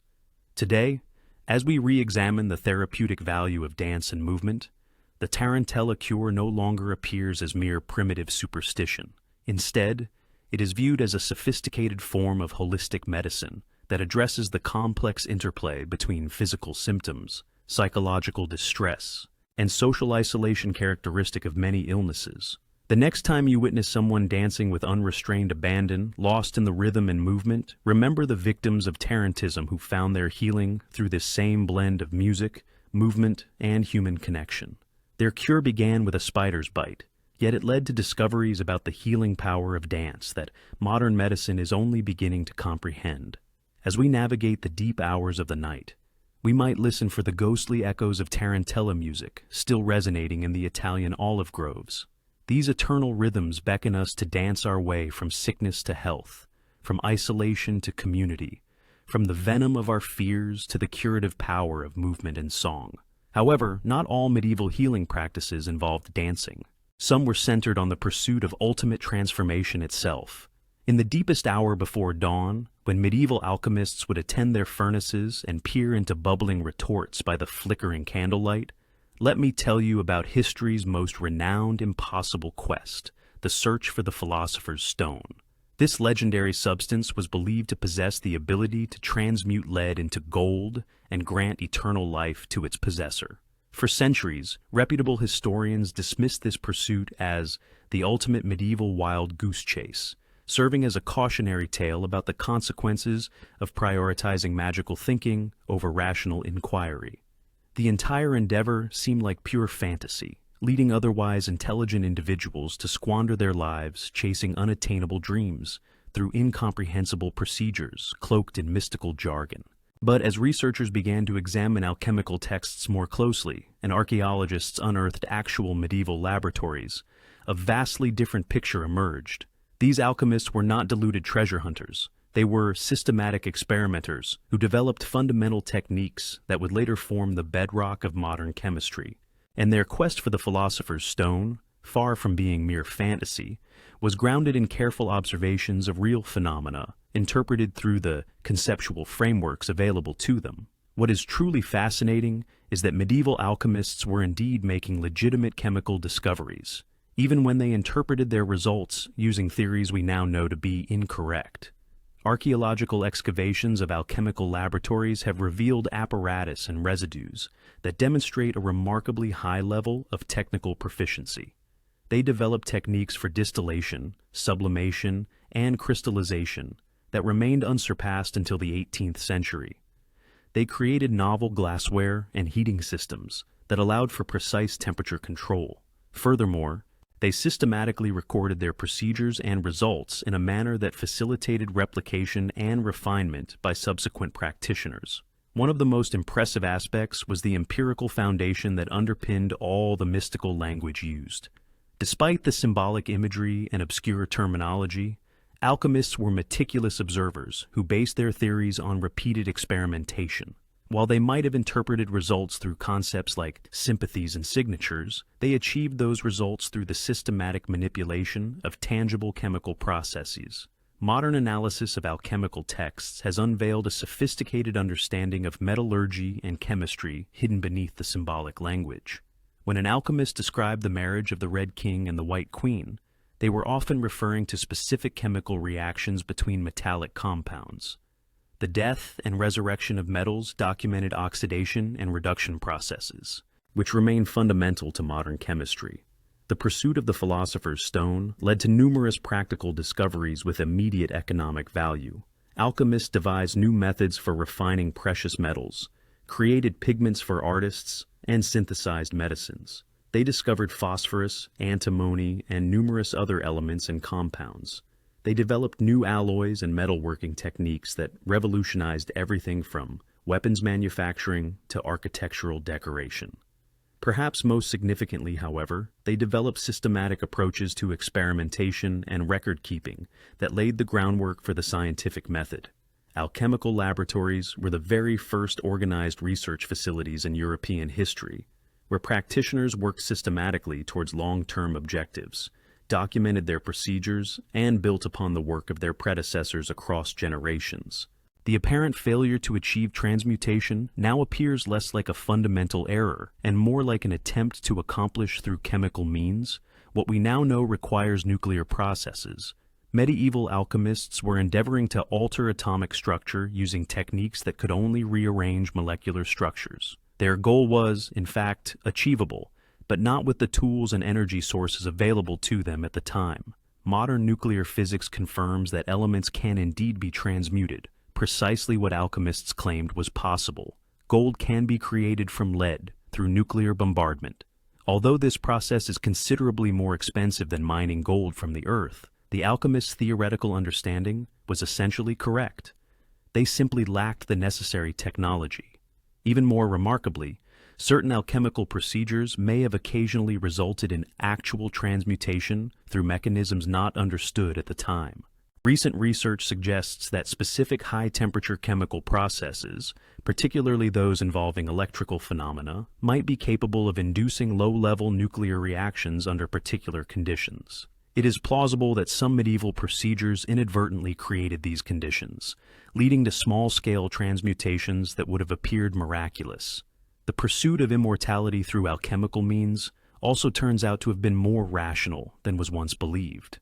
Medieval alchemists developed sophisticated theories regarding aging and death, which led them to experiment with compounds and procedures that could genuinely extend life and enhance health. Many alchemical preparations were essentially early pharmaceuticals, addressing real health issues through the systematic application of chemical knowledge. Alchemists created pharmaceutical compounds, developed methods for purifying water and food, and discovered substances with genuine therapeutic properties. Their concept of the elixir of life was not mere wishful thinking. It was based on careful observations of the effects various substances had on health and longevity. While they could not achieve literal immortality, they developed treatments that prolonged life, alleviated pain, and improved the quality of existence in tangible ways. The mystical language was not simply a way to obscure knowledge. It was a practical necessity in an era where possessing too much chemical knowledge could be dangerous.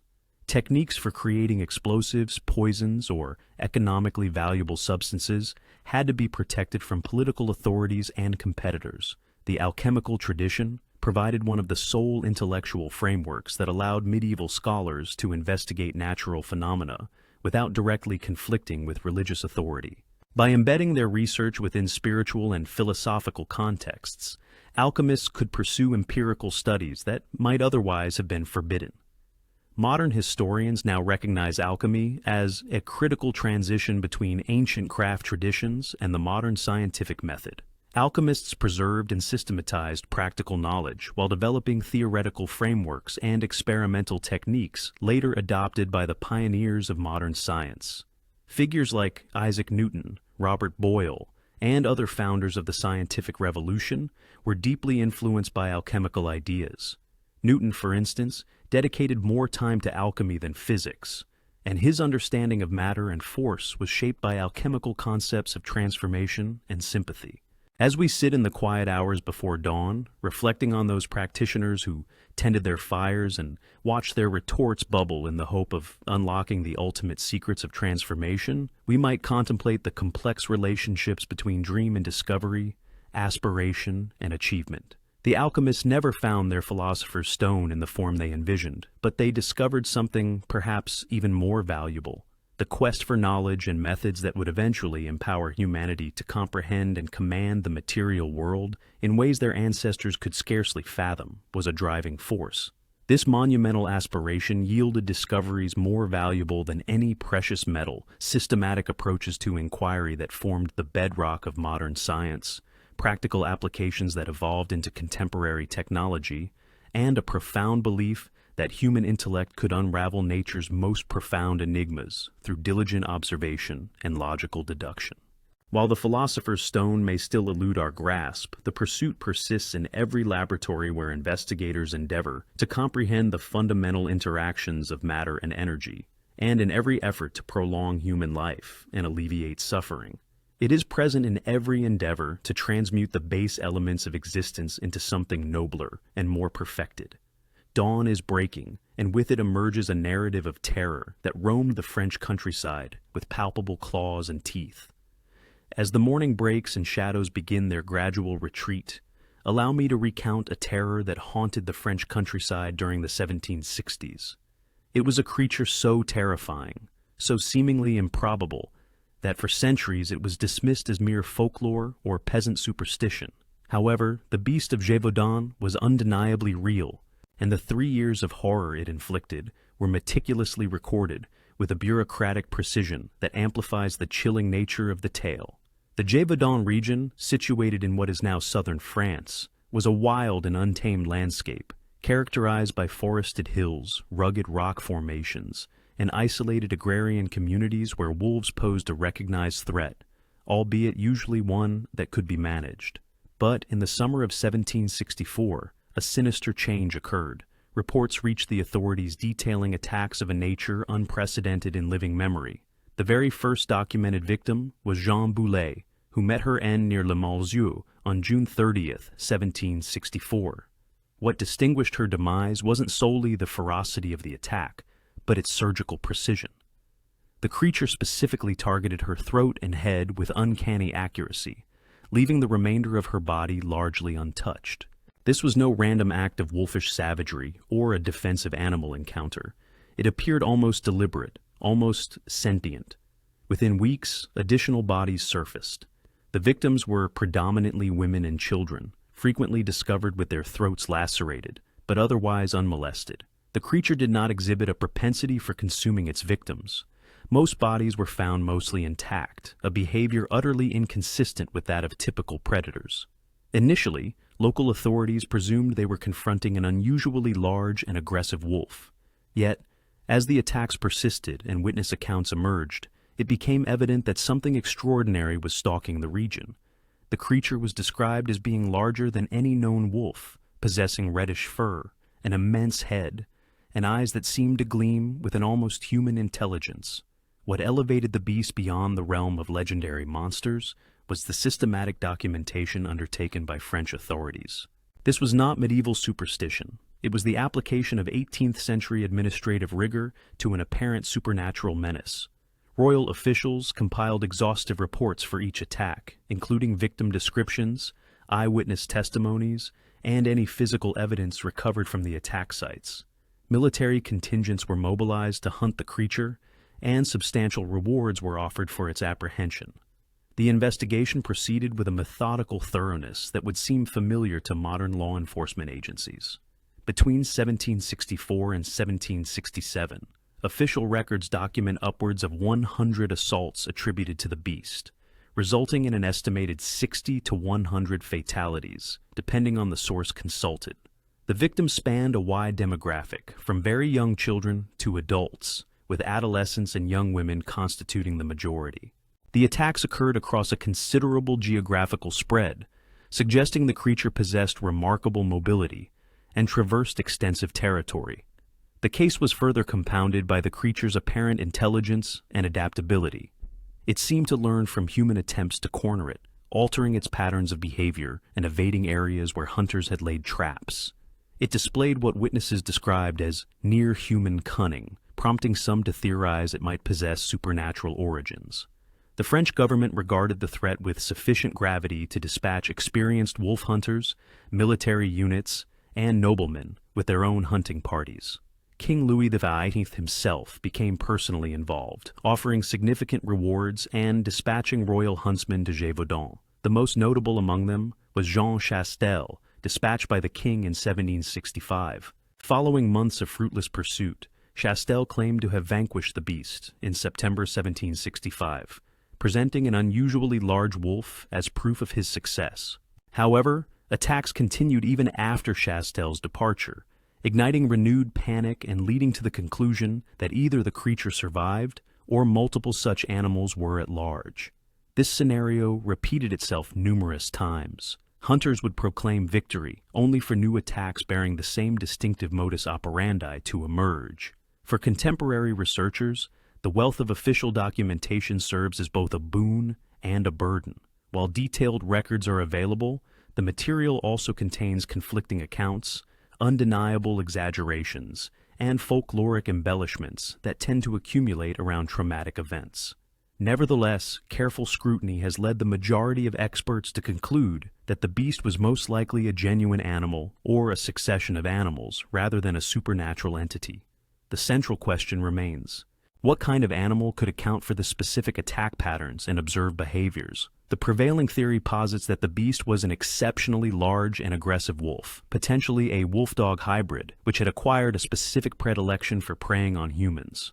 Wolves typically shun human contact, but individual wolves can, on occasion, develop a taste for human flesh, particularly if exposed to human remains or raised in close proximity to people. A wolf-dog hybrid might combine the robustness and size of large dog breeds with the predatory instincts and intelligence characteristic of wolves, thereby creating an animal that was both physically formidable and behaviorally unpredictable. Such creatures might approach humans with less trepidation than pure wolves while retaining superior hunting capabilities. This hypothesis gains credence from eyewitness descriptions that include traits more akin to dogs than wolves, such as broader heads, different ear shapes, and behavioral patterns indicative of human familiarity. The creature's apparent fearlessness when confronted and its tendency to target specific victim profiles could be attributed to hybrid vigor coupled with learned behavior. However, some researchers propose even more unconventional explanations. One theory suggests the creature could have been an escaped exotic animal, possibly a hyena, or a large feline imported from Africa or Asia for private menageries. The 18th century was a period when affluent Europeans often maintained collections of unusual animals. A hyena would align with many witness descriptions: larger than wolves, possessing distinctive reddish fur, incredibly powerful bone-crushing jaws, and known for its intelligence and adaptability.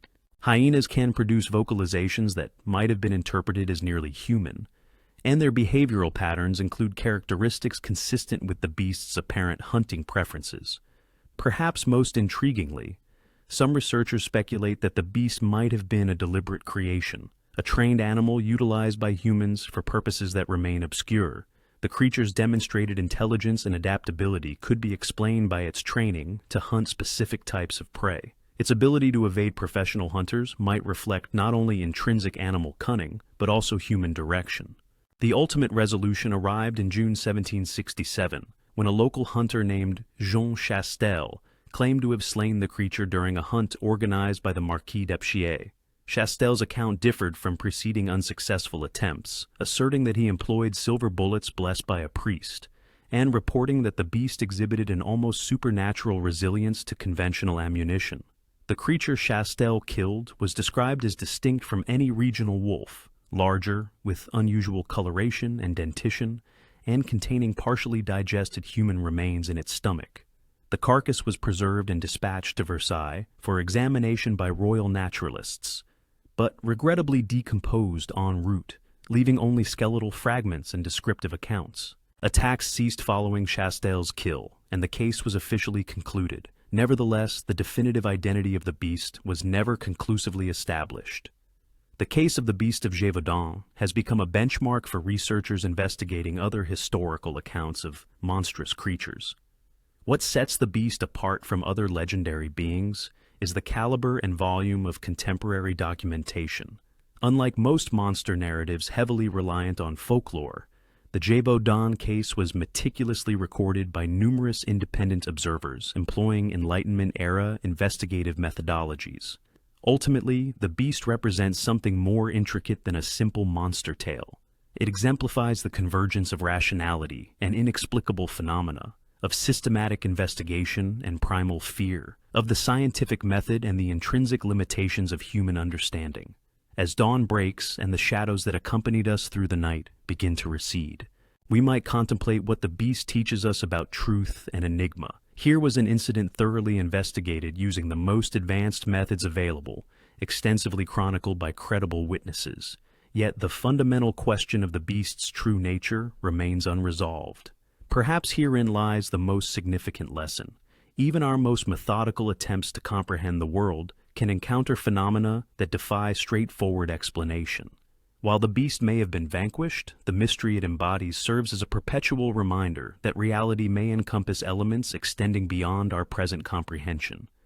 The sun climbs higher now, and as we draw near the conclusion of our journey, one final mystery awaits. A curative power that seemed beyond belief, yet may have been more real than anyone imagined. As the first faint light of dawn begins to spread across the sky, let me present one of medieval Europe's most enduring and seemingly bizarre medical practices, the royal touch, a healing ritual performed by kings and queens who were believed to be capable of curing scrofula and other ailments simply by touching the afflicted. For a long time, medical historians disregarded this practice, viewing it as an obvious deception intended to bolster royal authority by exploiting public ignorance. However, recent investigations into historical records, coupled with contemporary insights into psychosomatic medicine and the placebo effect, have indicated that the royal touch might have been more than just political theater. Imagine the elaborate ceremonies that attracted thousands of sufferers from across Europe, all seeking the healing power of royal hands. Patients would embark on journeys lasting for weeks to attend special sessions, frequently held during religious festivals. They underwent examinations by royal physicians to confirm their diagnoses before being presented to the monarch in processions designed to highlight the sacred nature of the healing ceremony. The king or queen would then lay hands on each patient while reciting specific prayers, often including the words, "The king touches you, God heals you." Recipients were given specially minted touch pieces, coins thought to prolong the healing process after the ceremonies concluded. The entire ritual was orchestrated to imbue profound spiritual significance and assert royal power. What makes these ceremonies particularly compelling to contemporary researchers is the systematic manner in which they were documented. Royal archives contain detailed rosters of treated patients, their ailments, and frequently follow-up reports regarding their recovery. These records suggest success rates ranging from 60% to 80%, with patients reporting significant improvements within months of the ceremonies. For centuries, medical historians attributed these reported successes either to fraud or to misdiagnoses. However, modern analysis of historical documents, combined with an understanding of the actual medical conditions involved, presents a more nuanced picture. Scrofula, the primary condition addressed through the royal touch, is now recognized as a form of tuberculosis that can indeed undergo spontaneous remission, particularly in individuals whose immune systems are bolstered by better nutrition, reduced stress, and positive psychological states. Many other conditions commonly brought before royal touching ceremonies, such as skin ailments, joint problems, and chronic illnesses, are also known to respond positively to psychological and social interventions. The royal touching ceremonies provided precisely the kind of psychological and social support that modern research has identified as therapeutically beneficial. Patients received individual attention from the most influential figure in the realm, participated in elaborate rituals affirming their inherent value and dignity, and became part of supportive communities of fellow sufferers. The journey undertaken to attend these ceremonies held therapeutic significance in itself. Patients often traveled for weeks, lodging in monasteries and religious institutions along the way. This travel removed them from the daily stresses of their circumstances, offered opportunities for rest and contemplation, and fostered a sense of pilgrimage that amplified the psychological impact of the eventual ceremony. Archaeological examination of surviving touch pieces has unveiled a sophisticated grasp of chemistry and material science. These coins were frequently crafted from precious metals and contained trace amounts of substances believed to possess medicinal properties. Chemical analysis confirms the inclusion of materials exhibiting genuine antimicrobial efficacy. Contemporary medical research offers explanations for the potential effectiveness of the royal touch. The placebo effect is capable of inducing measurable physiological changes, including enhanced immune function, diminished inflammation, and accelerated healing. Royal touching ceremonies were designed to maximize these placebo effects through a variety of psychological mechanisms. However, their effectiveness extended beyond mere placebo responses. The ceremonies provided what modern medicine acknowledges as crucial therapeutic elements: stress reduction, social support, improved self-esteem, and integration into healing communities that continue to offer support post-intervention. For many patients, especially those from lower social strata, royal touching might have represented their first experience of receiving dignified and respectful treatment from authority figures.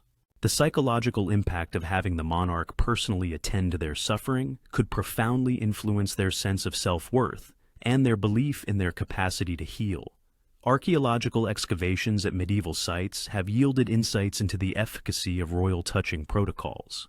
Analysis of remains interred during major outbreaks reveals clear evidence of medical interventions, and communities where royal touching was actively practiced exhibited significantly lower mortality rates compared to those without medical care. The decline of royal touching in the 18th and 19th centuries reflected shifting attitudes toward both monarchy and medicine, rather than a recognition of its ineffectiveness.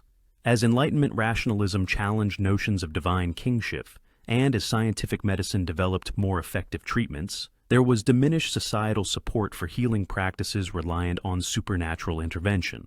Nevertheless, elements of the royal touching tradition persisted in other forms, and many of its therapeutic principles were integrated into new healing approaches. The acknowledgement that psychological and social factors play significant roles in health and recovery has become foundational to modern medicine.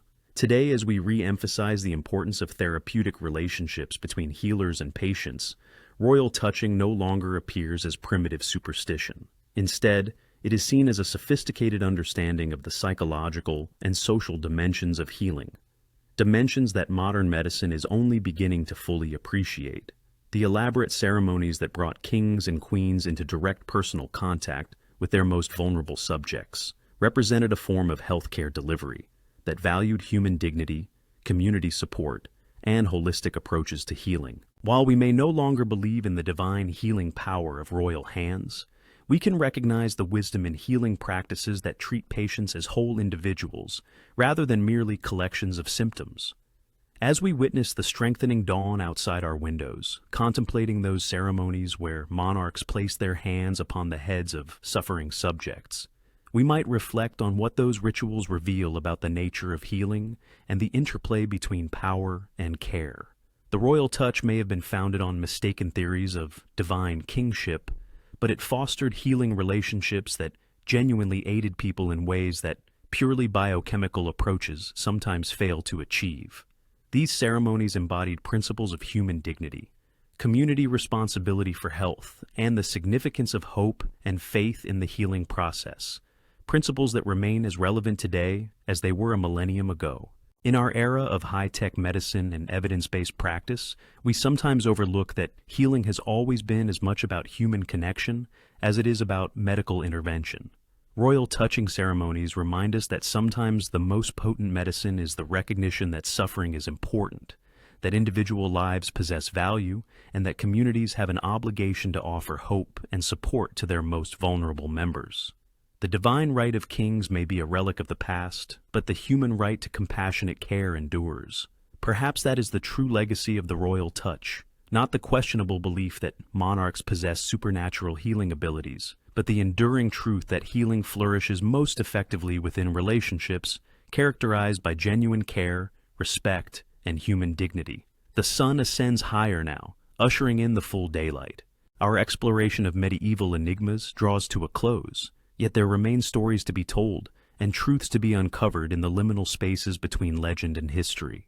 With the morning light intensifying and the mysteries of the night beginning to recede, allow me to recount one of medieval Europe's most enduring and perplexing legends, the tale of the Wandering Jew. This figure, condemned to traverse the earth until the Second Coming, as retribution for mocking Christ on his path to crucifixion, was, for centuries, understood as pure religious allegory, a moral narrative designed to illustrate divine justice and the consequences of spurning Christian salvation. However, as historians began to trace the origins and evolution of this legend, they unearthed something unexpected. The narrative appears to be rooted in encounters with actual individuals whose circumstances and behavior so closely mirrored the legendary figure that medieval communities became convinced they had met the genuine wandering Jew in person. The earliest known account surfaces in 13th century chronicles, yet the story was already well established in oral tradition. According to the legend, as Christ carried his cross toward Calvary, he paused to rest against the wall of a Jewish shoemaker's house. The shoemaker rebuked Christ, urging him to proceed swiftly to his fate. In response, Christ cursed the man to wander the earth without respite or death until the day of his return. What set this legend apart from other medieval religious narratives was its assertion of contemporary relevance. Unlike tales set in biblical times or distant lands, the wandering Jew was said to still be alive, still in transit, still interacting with people in the present day. Medieval chroniclers regularly documented alleged sightings, consistently describing him as a middle-aged man with a distinctive appearance who spoke of ancient times with first-hand knowledge. For modern historians, these reports of sightings initially seemed like obvious fabrications. However, as researchers systematically analyzed these accounts, discernible patterns emerged, suggesting a more complex phenomenon at play. Reported encounters frequently occurred in frontier territories, border regions, or communities experiencing social instability. The figure was typically portrayed as a lone traveler who appeared without warning, possessed profound knowledge of faraway lands and ancient occurrences, spoke several languages fluently, and vanished as enigmatically as he had arrived. These attributes align with the profile of a particular medieval archetype, the long-distance merchant, diplomat, or scholar who journeyed extensively across diverse cultural and religious territories. Such individuals, though uncommon, were documented, and their unique expertise and appearance could easily have been perceived as supernatural by isolated communities with minimal contact with the broader world. Archaeological findings lend credence to this interpretation. Excavations at medieval sites have unearthed evidence of regular long-distance travel and cultural exchange that was far more pervasive than previously understood. Analysis of trade items, linguistic influences, and cultural artifacts indicates that communication and commerce networks linked even remote settlements to more extensive systems of exchange. The individuals who sustained these networks, merchants, diplomats, pilgrims, scholars, often led lives strikingly similar to the fabled wandering Jew. They traveled continuously, lacked fixed abodes, held extensive knowledge of various cultures and languages, and frequently engaged in activities that spanned generations, establishing family traditions of wandering that could appear interminable to outside observers. Certain long-distance travelers may have been Jewish merchants or scholars compelled to relocate due to recurring expulsions and persecutions. Medieval Europe witnessed successive waves of anti-Jewish violence, forcing entire communities to flee and re-establish themselves in distant regions. Survivors of these expulsions frequently became wanderers out of necessity, maintaining familial and business connections across vast distances. Genetic studies of medieval Jewish communities have revealed extensive patterns of migration and intermarriage, supporting this perspective. Genetic markers demonstrate that medieval Jewish populations were significantly more migratory than previously assumed, with individuals and families frequently moving between settlements hundreds of miles apart. These migratory patterns could have led to situations where the same families or individuals appeared in different locales over decades or centuries, always as outsiders with enigmatic backgrounds and a deep understanding of distant places. To native populations with limited exposure to such mobility, these recurrent appearances might well have seemed miraculous. Historical records document specific individuals whose lives closely mirror legendary characteristics. An intriguing instance is Cardulus, referenced in several 13th century accounts as a man who claimed to have witnessed Christ's crucifixion and was condemned to wander until the end of time. Contemporary descriptions depict Cardulus as fluent in multiple languages, possessing detailed knowledge of biblical events, and appearing ageless despite purporting to have lived for over a millennium. He was reportedly a skilled artisan and merchant who traveled throughout Europe and the Middle East, always unaccompanied and always departing after brief stays in communities.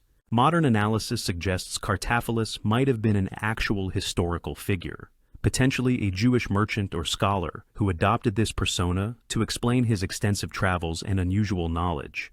By presenting himself as the legendary wandering Jew, he could account for his presence in distant lands and acquaintance with various cultures without disclosing specifics about his actual origins or business dealings. This strategy would have been particularly advantageous for those involved in sensitive endeavors such as diplomatic missions, intelligence gathering, or trades in regulated commodities.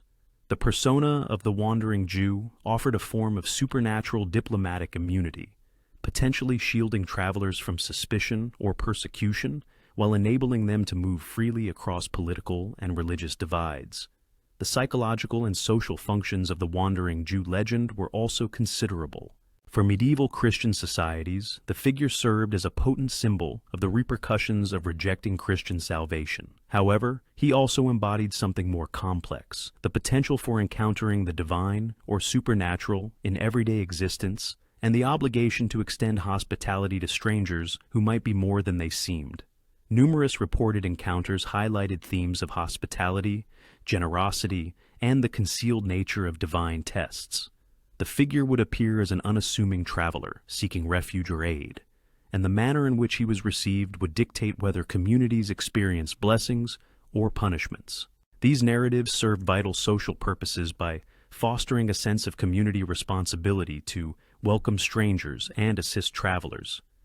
In an era where travel was perilous and accommodation scarce, the legend facilitated the maintenance of hospitality networks crucial for communication and commerce.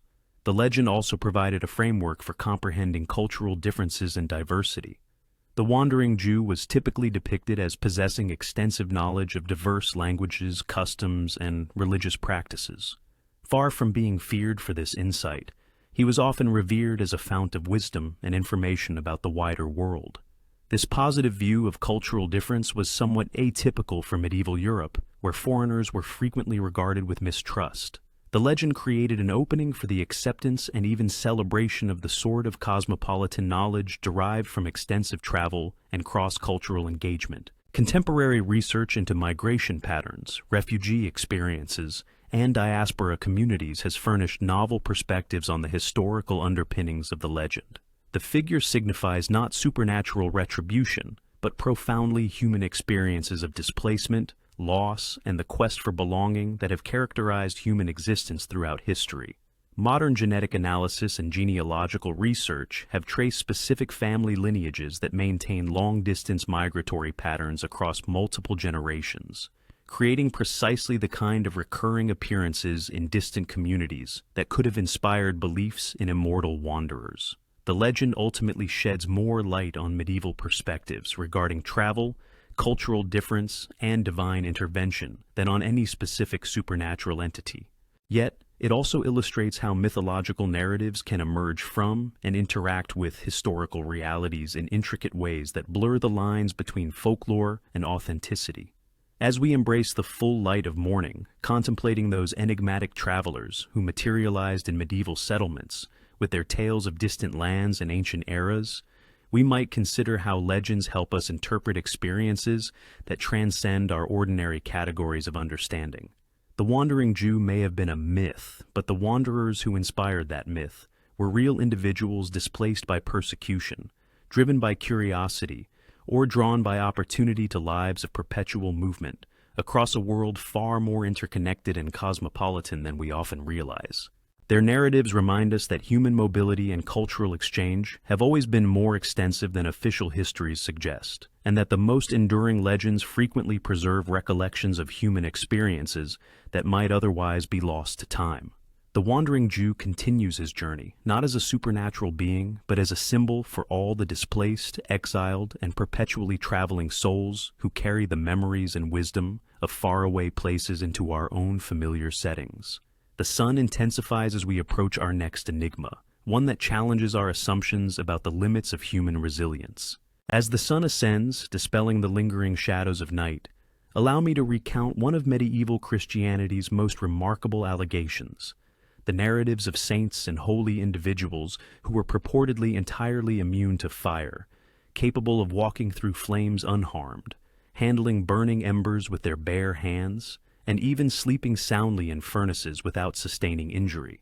For centuries, these accounts were disregarded as pious fabrications, hagiographical embellishments intended to inspire faith rather than document factual events. However, as researchers commenced investigating both historical records and the physiological plausibility of fire immunity, they unearth something extraordinary. While supernatural protection from flame may be improbable, the human body can, under specific circumstances, indeed develop remarkable resistance to heat and fire. Consider Saint Lawrence, who, according to legend, was roasted alive on a gridiron but remained jovial throughout his ordeal, even jesting with his executioners about when they should turn him over.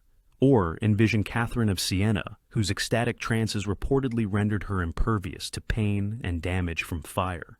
These were not merely legendary figures from distant epochs. They were individuals whose alleged fire immunity was observed by contemporary witnesses, who meticulously recorded their experiences in detailed accounts. What renders these cases particularly compelling is the precision and consistency of the reported phenomena. Witnesses did not simply assert that saints were protected from fire. They described specific behaviors and physical responses suggesting genuine physiological transformations. Saints were frequently depicted as entering trance-like states prior to demonstrating fire immunity, exhibiting alterations in breathing, pulse, and skin temperature that prepared their bodies for extreme heat exposure. Modern research into firewalking, extreme heat exposure, and altered states of consciousness has revealed that the human body possesses a far greater capacity for resisting heat and flame than is commonly believed. Under specific conditions, which include proper preparation, psychological conditioning, and the physiological changes associated with trance states, individuals can indeed endure temperatures and exposures that would typically result in severe burns. The primary factors contributing to this fire immunity involve what is termed the light and frost effect, wherein protective vapor layers form between the skin and extremely hot surfaces. Additionally, controlled breathing techniques which modify blood flow and skin temperature play a crucial role. Psychological states that diminish pain, sensitivity, and fear responses, along with specific contact methods that minimize both heat transfer and exposure duration, are also key. Archaeological evidence lends support to the historical authenticity of fire immunity demonstrations within medieval religious contexts. Excavations conducted at monasteries and churches have revealed specialized furnaces, fire pits, and apparatus that seem to have been designed for conducting controlled fire exposure experiments. These installations bear signs of repeated usage and meticulous engineering, suggesting systematic rather than spontaneous displays. Chemical analysis of these medieval religious sites has uncovered residues of substances that might have enhanced fire resistance, such as oils, salts, and compounds that could have offered partial protection against heat when applied to the skin or clothing. While these substances likely did not confer complete immunity, they could have mitigated the risk of serious burns during brief periods of intense heat. Perhaps most compellingly, contemporary research into extreme religious practices has documented instances of fire immunity that closely mirror medieval accounts. Certain religious traditions continue to uphold practices involving controlled fire exposure, and scientific observation has identified both physiological and psychological mechanisms that enable such feats. Firewalking ceremonies, observed in various cultures globally, illustrate that individuals who are properly prepared can traverse beds of burning coals without sustaining injuries. High-speed photography and thermal imaging reveal that successful firewalkers minimize contact time, maintain appropriate posture, and often enter altered states of consciousness, which influence pain perception and physiological responses to heat. Similar principles are applicable to other forms of fire resistance. Individuals who have undergone extensive training in controlling the autonomic nervous system can modify their skin temperature, blood flow, and pain sensitivity in ways that offer significant protection against heat exposure. While these modifications are not supernatural, they can be sufficiently dramatic to appear miraculous to untrained observers. The psychological dimensions are equally significant. Fear and anxiety can exacerbate burns by inducing muscle tension, increasing blood flow to the skin, and triggering other responses that heighten heat sensitivity. Conversely, states of deep meditation, religious ecstasy, or trance can mitigate these negative responses and activate protective mechanisms that enhance heat tolerance. Medieval religious training often incorporated extensive practice in meditation, prayer, and techniques capable of inducing psychological states associated with fire resistance. Saints who exhibited fire immunity typically possessed years or even decades of experience in contemplative practices that altered consciousness and granted them exceptional command over their physical responses. The social and religious framework surrounding fire immunity demonstrations was instrumental to their efficacy. These displays typically occurred during religious ceremonies when audiences were already predisposed to anticipate miraculous events. The confluence of a religious atmosphere, communal support, and heightened emotional states could amplify both the performer's capabilities and the witness's perceptions. Documentation from medieval religious communities indicates that fire immunity demonstrations were frequently preceded by extended periods of fasting, prayer, and spiritual preparation. These practices could induce physiological alterations, including modified metabolism, reduced pain sensitivity, and enhanced autonomic nervous system control, thereby increasing the likelihood of successfully withstanding fire exposure. However, historical records also attest that not all attempts at demonstrating fire immunity were successful. There are documented instances of individuals aspiring to sainthood who suffered severe burns or even death while endeavoring to prove their holiness through fire exposure. Failures of this nature were commonly interpreted as an indication that the individuals lacked sufficient faith or had committed concealed sins that obstructed divine protection. Modern analysis of these unsuccessful cases provides insight into the actual limitations of fire resistance techniques. Even under the most favorable conditions, fire immunity possesses strict constraints concerning temperature, duration of exposure, and the specific types of fire contact that are feasible. Attempts to surpass these limitations, driven by overconfidence, peer pressure, or a genuine belief in supernatural protection, could and did lead to serious injury or fatalities.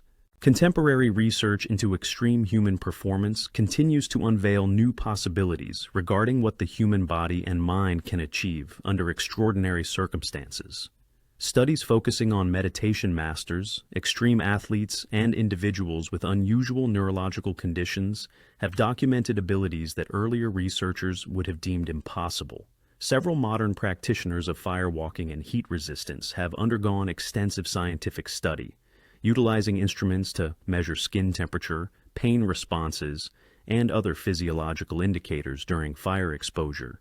These investigations confirm that genuine fire resistance is attainable and have identified the underlying mechanisms that enable it, while concurrently establishing clear boundaries for what can be achieved through natural means. The implications extend beyond mere fire immunity. Many other purportedly supernatural abilities attributed to medieval saints may indeed stem from real, albeit misunderstood, human capabilities. Extreme fasting, apparent immunity to cold, extraordinary physical strength, and other seemingly miraculous feats might represent exceptional but natural human endowments rather than divine intervention. While this perspective does not diminish the spiritual significance for medieval adherents, it offers an alternative framework for comprehending how such phenomena might have occurred.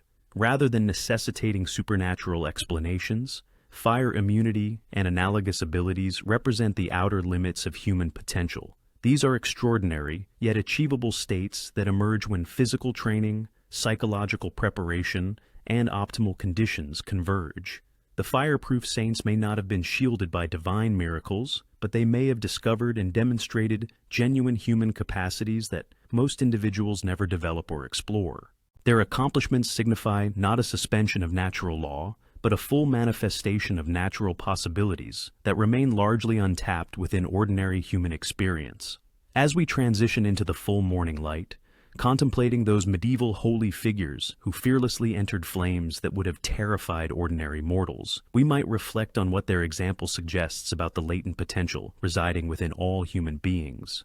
The fireproof saints found that faith, when properly cultivated and applied, could indeed move mountains, or at least permit them to walk unharmed through fire. Whether we interpret their protection as supernatural intervention or as natural ability honed to an exceptional degree, their legacy challenges us to consider what other seemingly impossible feats might become achievable through diligent preparation, unwavering faith, and a willingness to probe the boundaries of our perceived truths. Though their flames have long since extinguished, their example continues to burn brightly, reminding us that the most significant limitations we encounter may reside not in the external world, but within our assumptions about the true capabilities of human beings when they venture beyond the confines of ordinary experience. As the morning sun ascends higher, we now turn to one of our most somber narratives, a ritual so horrifying that scholars have long hesitated to accept its reality. As the morning sun steadily climbs, casting elongated shadows that serve as a reminder of how historical darkness can persist even under the brightest illumination, allow me to recount one of the most gruesome execution methods ever described, the blood eagle. This ritualistic killing, attributed to the Vikings, was so grotesque and seemingly impossible to execute that historians dismissed it for centuries as mere literary fabrication. However, recent archaeological discoveries and forensic analyses have compelled scholars to reconsider whether this nightmarish procedure might, in certain instances, have actually been performed precisely as depicted in the sagas. The blood eagle features in several Icelandic sagas, most notably in the narratives concerning the sons of Ragnar Lothbrok, who allegedly performed the ritual on King Ella of Northumbria to avenge their father's demise. According to these accounts, the victim would be positioned face down, and the executioner would sever the ribs from behind, detaching them from the spine. The lungs would then be extracted through the resulting opening and draped over the victim's shoulders, resembling wings, while salt was administered into the wounds. The sagas portray this act as both extreme torture and a sacrifice to Odin, the Norse deity associated with death, warfare, and ritualistic offerings. The victim was reportedly conscious throughout the ordeal, and their suffering was considered an offering intended to secure divine favor for the executioner and their cause. For contemporary historians, the blood eagle presented several significant challenges. Firstly, it seemed medically unfeasible. The human body, they argued, could not possibly survive the described trauma. Secondly, despite extensive excavations of Viking settlements, no archaeological evidence had been found to corroborate these accounts. Thirdly, the descriptions only appeared in literary sources penned centuries after the supposed events, rendering them questionable as historical evidence. Consequently, the majority of scholars concluded that the blood eagle was primarily a literary device employed by saga writers to underscore the extreme nature of Viking vengeful culture. The process described was excessively intricate, ritualistic, and detailed, suggesting it was fictional rather than a factual historical account. It appeared to be a medieval horror narrative crafted to shock and frighten audiences, not to document reality. However, this perspective began to shift in the 1990s. Archaeologists working in England unearthed burial sites containing human remains, exhibiting unusual patterns of trauma. Several skeletons revealed rib damage consistent with forceful cutting and fracturing from behind, along with evidence of extensive soft tissue removal from the chest areas. The most significant discovery emerged from a 9th century burial ground near Repton in Derbyshire. Archaeologists identified what seemed to be a Viking war cemetery, holding hundreds of bodies. Among these remains were individuals who had sustained severe trauma to their ribs and chest cavities, with patterns closely mirroring descriptions of the blood eagle.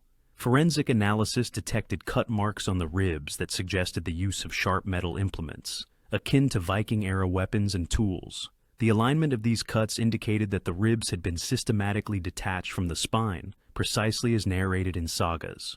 Crucially, the positioning and condition of the remains suggested that the procedure was performed on living individuals, not deceased corpses.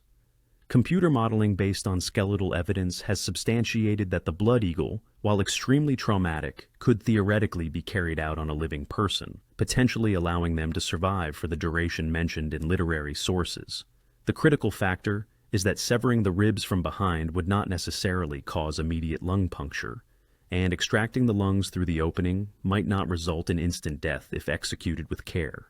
Nevertheless, victims would undoubtedly perish from blood loss, shock, and respiratory failure within minutes or hours.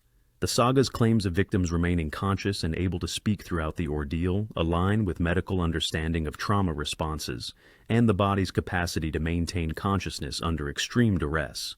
Furthermore, archaeological evidence for the blood eagle has surfaced not only in England, but also in Scandinavia itself, at locations linked to religious rites and royal interments, Several high-status Viking graves contain individuals who appear to have succumbed to blood eagle procedures, implying the practice was employed not only as a tool of warfare, but also as a form of religious sacrifice. Analysis of these Scandinavian findings has yielded additional details supporting the ceremonial nature of the blood eagle. Victims were frequently interred with grave goods, and in postures suggesting they were regarded as honored dead, rather than mere victims of execution. Some show signs of having been prepared with specific foods or substances prior to death, consistent with religious sacrificial practices. The religious dimensions are fundamental to comprehending why such an extreme procedure might have been conceived and perpetuated. Odin was associated with sacrifice, death, and gaining wisdom through suffering. Norse mythology recounts that Odin impaled himself on his spear and hung from the world tree for 9 days and nights to acquire knowledge of runes. The blood eagle could have been envisioned as a means of dedicating particularly significant enemies to Odin, offering their prolonged suffering as a tribute to the god, while simultaneously showcasing the might and mercilessness of Viking warriors. The specific imagery of lungs draped over the victim's shoulders like wings might have been intended to evoke ravens, Odin's sacred birds, which traversed battlefields to collect the souls of the fallen. This interpretation is corroborated by runestone inscriptions and archaeological discoveries, highlighting the paramount importance of sacrifice in Viking religious customs. The Norse routinely performed both animal and human sacrifices during religious festivals and on significant occasions, devising elaborate rituals to maximize the spiritual efficacy of these offerings. The blood eagle can be understood as an extreme manifestation of this sacrificial practice, reserved for the most consequential victims and critical events. Its complexity and duration would have underscored both the devotion of the sacrificers and the importance they placed on the hoped-for outcomes. However, archaeological evidence also indicates that the blood eagle was not a widespread practice, even by Viking standards. The number of confirmed instances is limited, concentrated in specific historical periods and regions associated with particular military campaigns or religious observances. This infrequency helps explain why the procedure predominantly survived in literary accounts rather than historical records. It was likely performed infrequently enough that the majority of Vikings never witnessed it firsthand, yet it was dramatic enough that tales circulated widely throughout Norse culture and were preserved in oral traditions that eventually evolved into written sagas. Contemporary forensic techniques continue to reveal new insights into the execution of blood eagle procedures. Analysis of tool marks on skeletal remains has identified particular types of weapons and instruments employed, while studies of wound patterns have elucidated the sequence of incisions and the level of anatomical expertise necessary for successful performance. Some evidence suggests that practitioners of the blood eagle may have possessed specialized medical knowledge, enabling them to prolong their victim's survival and intensify their agony. The precision of the cuts and the systematic character of the procedure indicate training and experience beyond mere torture or execution. This medical aspect raises unsettling questions about the interplay between healing and inflicting harm within Viking society.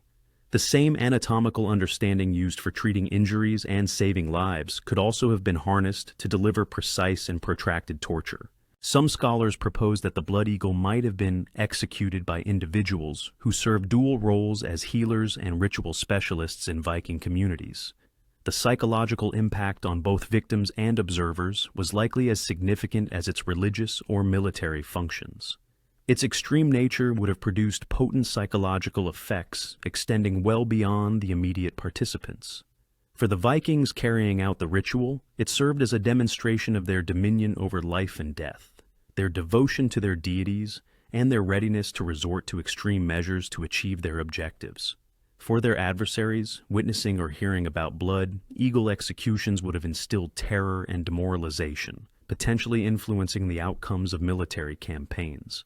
Ultimately, the blood eagle represents one of the most somber facets of Viking culture, the readiness to inflict profound suffering in pursuit of religious and military aims. Yet, it also exemplifies the sophisticated ritualistic practices and complex belief systems that characterize Norse society at its zenith.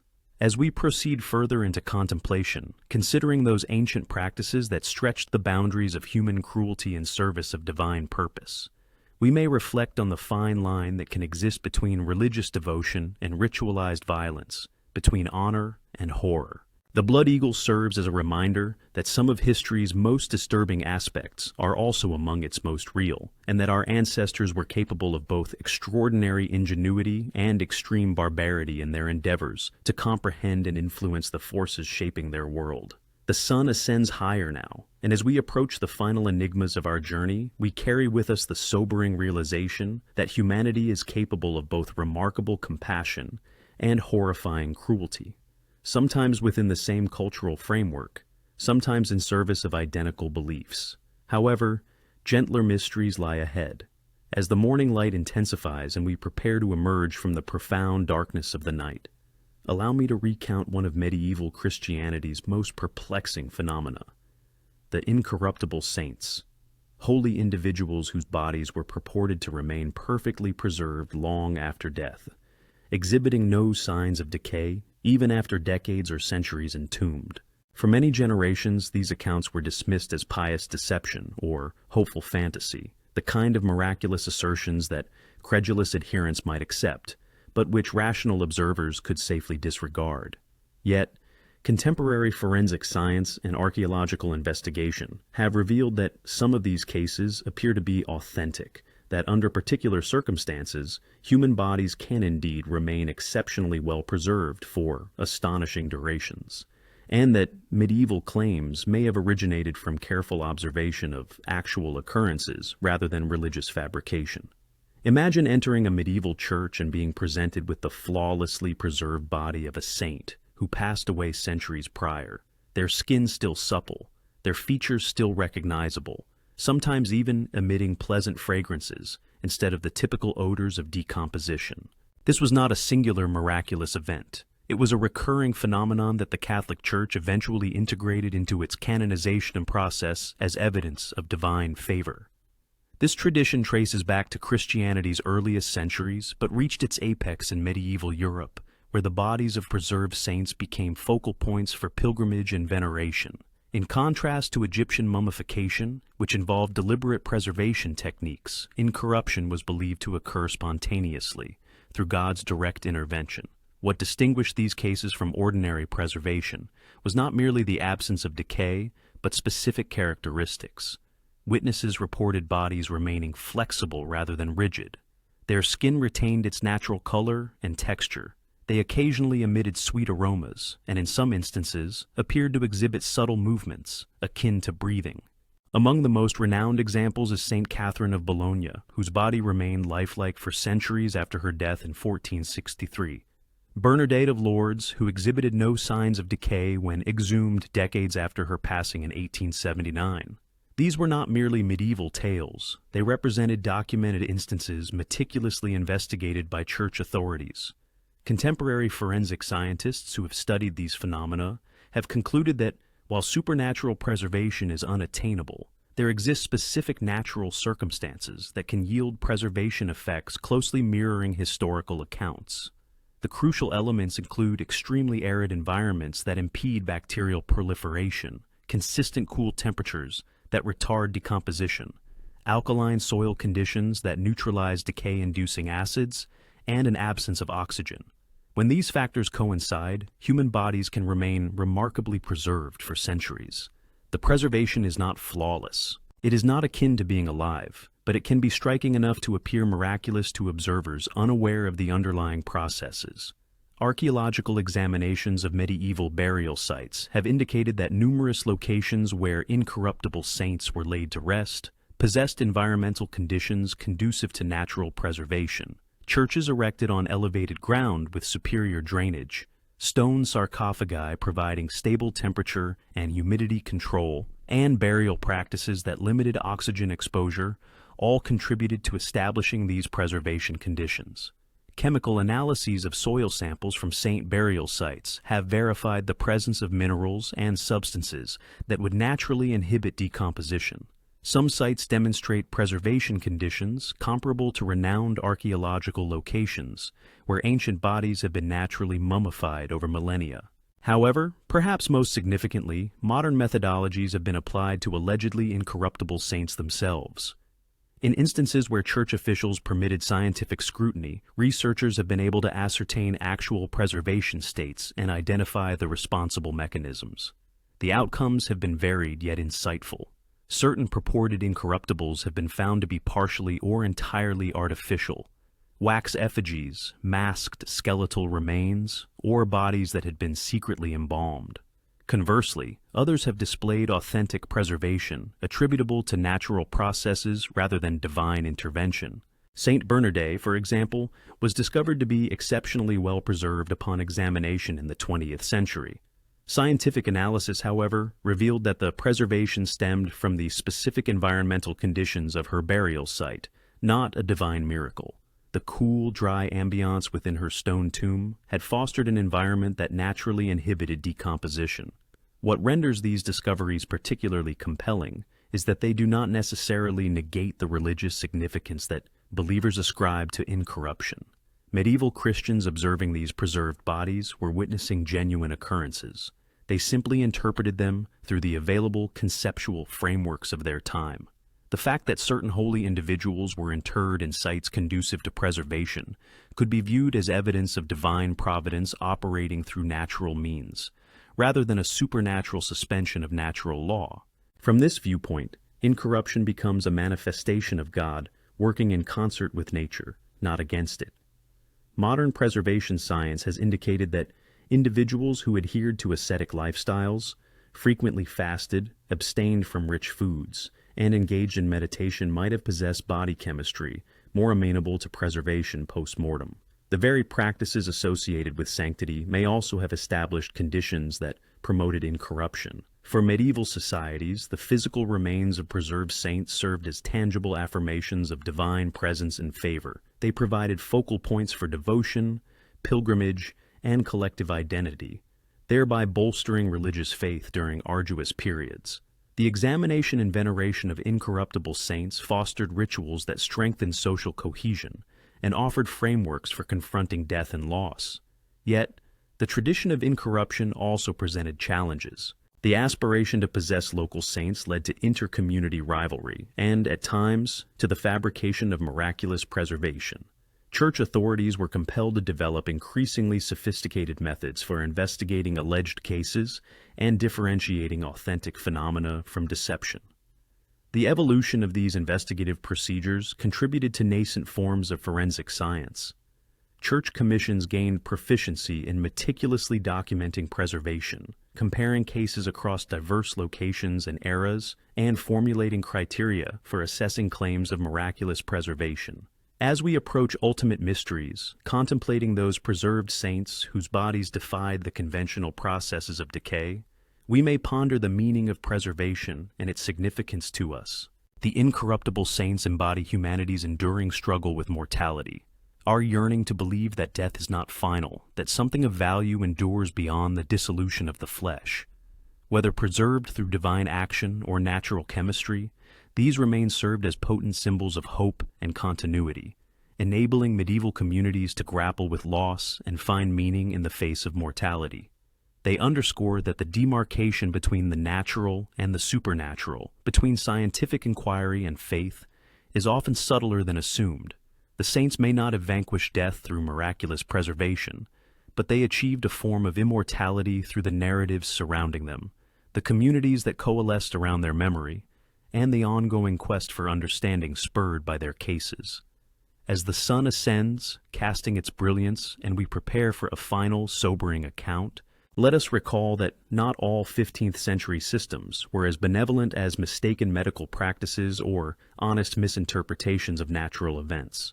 As our journey through medieval enigmas nears its conclusion, with the morning sun now warm and bright, allow me to present one of history's most chilling documents, the Malleus Maleficarum, or Hammer of Witches, a 15th century compendium that transmuted disparate folk beliefs about witchcraft into a systematic program of persecution, resulting in the deaths of tens of thousands across Europe. This was no mere compilation of medieval superstitions.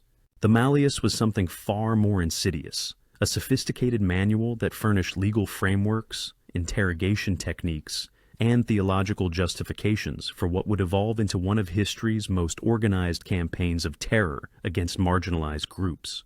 Penned in 1487 by Heinrich Kramer, a German inquisitor frustrated by judicial reluctance to prosecute witchcraft, the Malleus signified a monumental advancement in the systematization of persecution. Kramer's particular skill, if it can be termed as such, lay in taking the existing folk beliefs about witchcraft prevalent throughout medieval Europe and fashioning them into a cohesive system readily implementable by any court.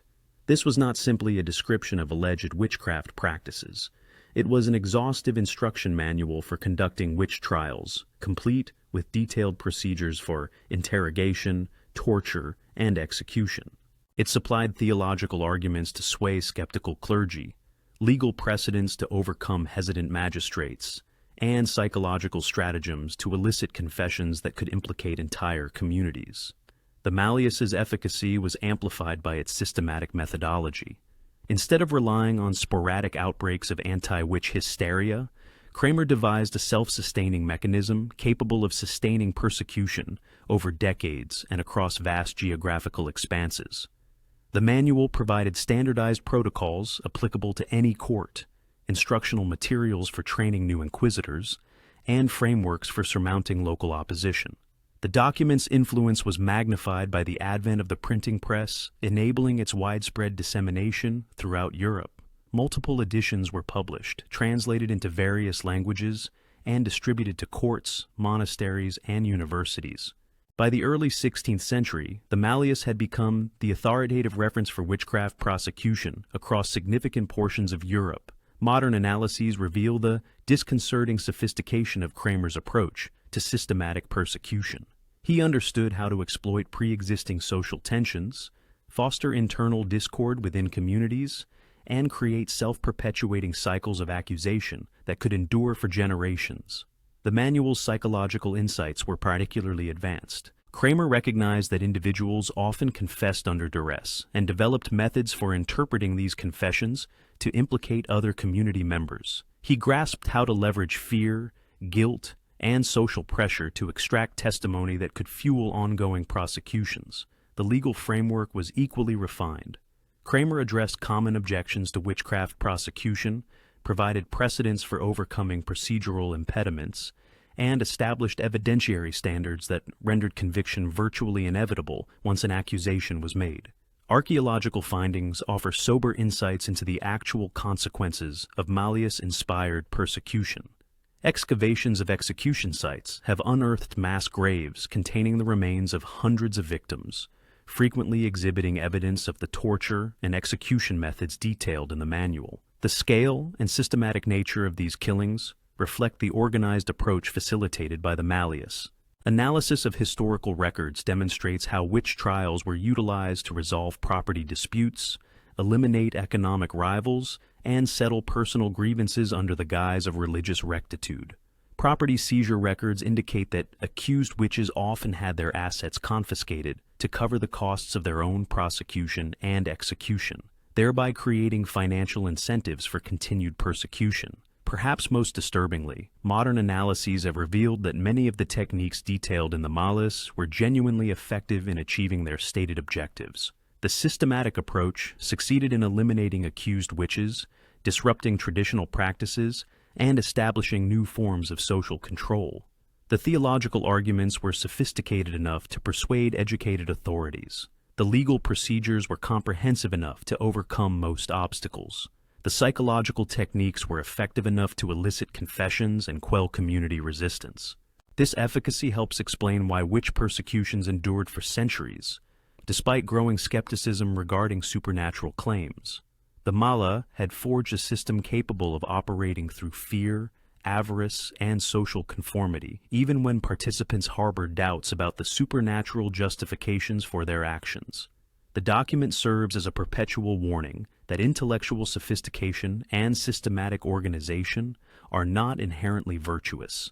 They are tools that can be employed for constructive or destructive ends, contingent upon the values of their wielders. Modern scholars examining the Mala have been compelled to confront unsettling questions about the nexus between systematic thought and systematic evil. The document illustrates that persecution can be rendered more effective, not less, through meticulous organization and rational methods applied to irrational objectives.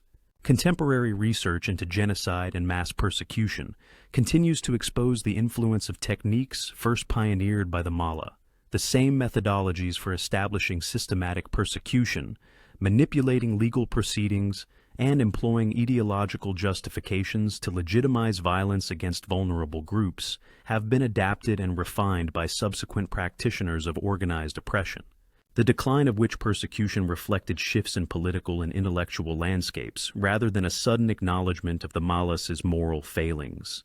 As centralized governments augmented their power, as Enlightenment rationalism challenged religious authority, and as novel forms of social control emerged, the systematic persecution model became less advantageous to ruling powers. However, its legacy persisted in new guises. The techniques for targeting marginalized populations, devising legal justifications for systematic violence, and organizing community involvement in persecution were preserved and adapted to evolving contexts throughout history.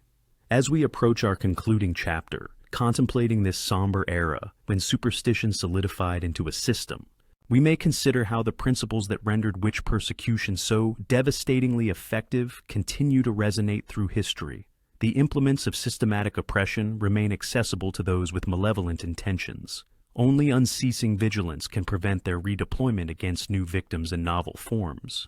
The witches may be vanquished, but the hammer that struck them endures. As the morning sun reaches its zenith and we prepare to conclude our journey through medieval mysteries, let me relate a final enigma that has puzzled historians for generations: the documented instances of miraculous bread multiplication that sustained entire communities during periods of famine.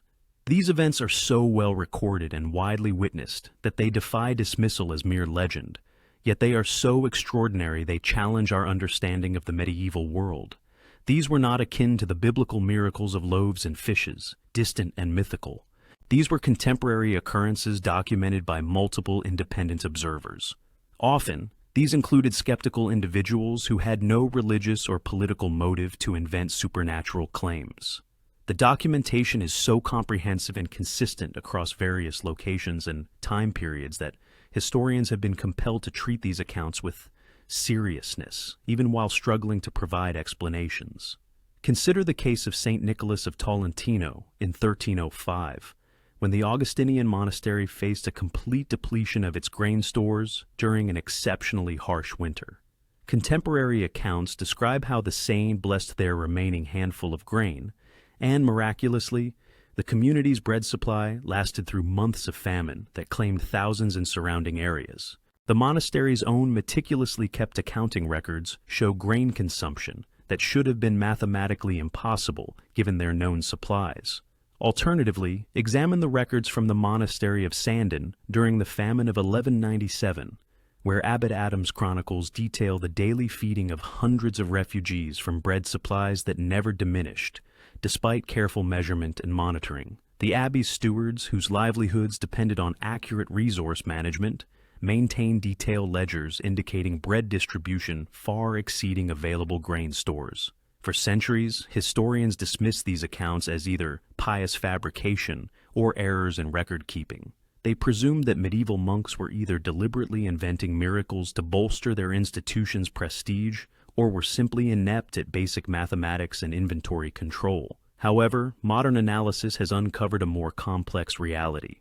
Many of these miracle accounts align with documented innovations in milling technology, bread-making techniques, and food preservation methods that significantly enhance the nutritional value and yield from available grain supplies.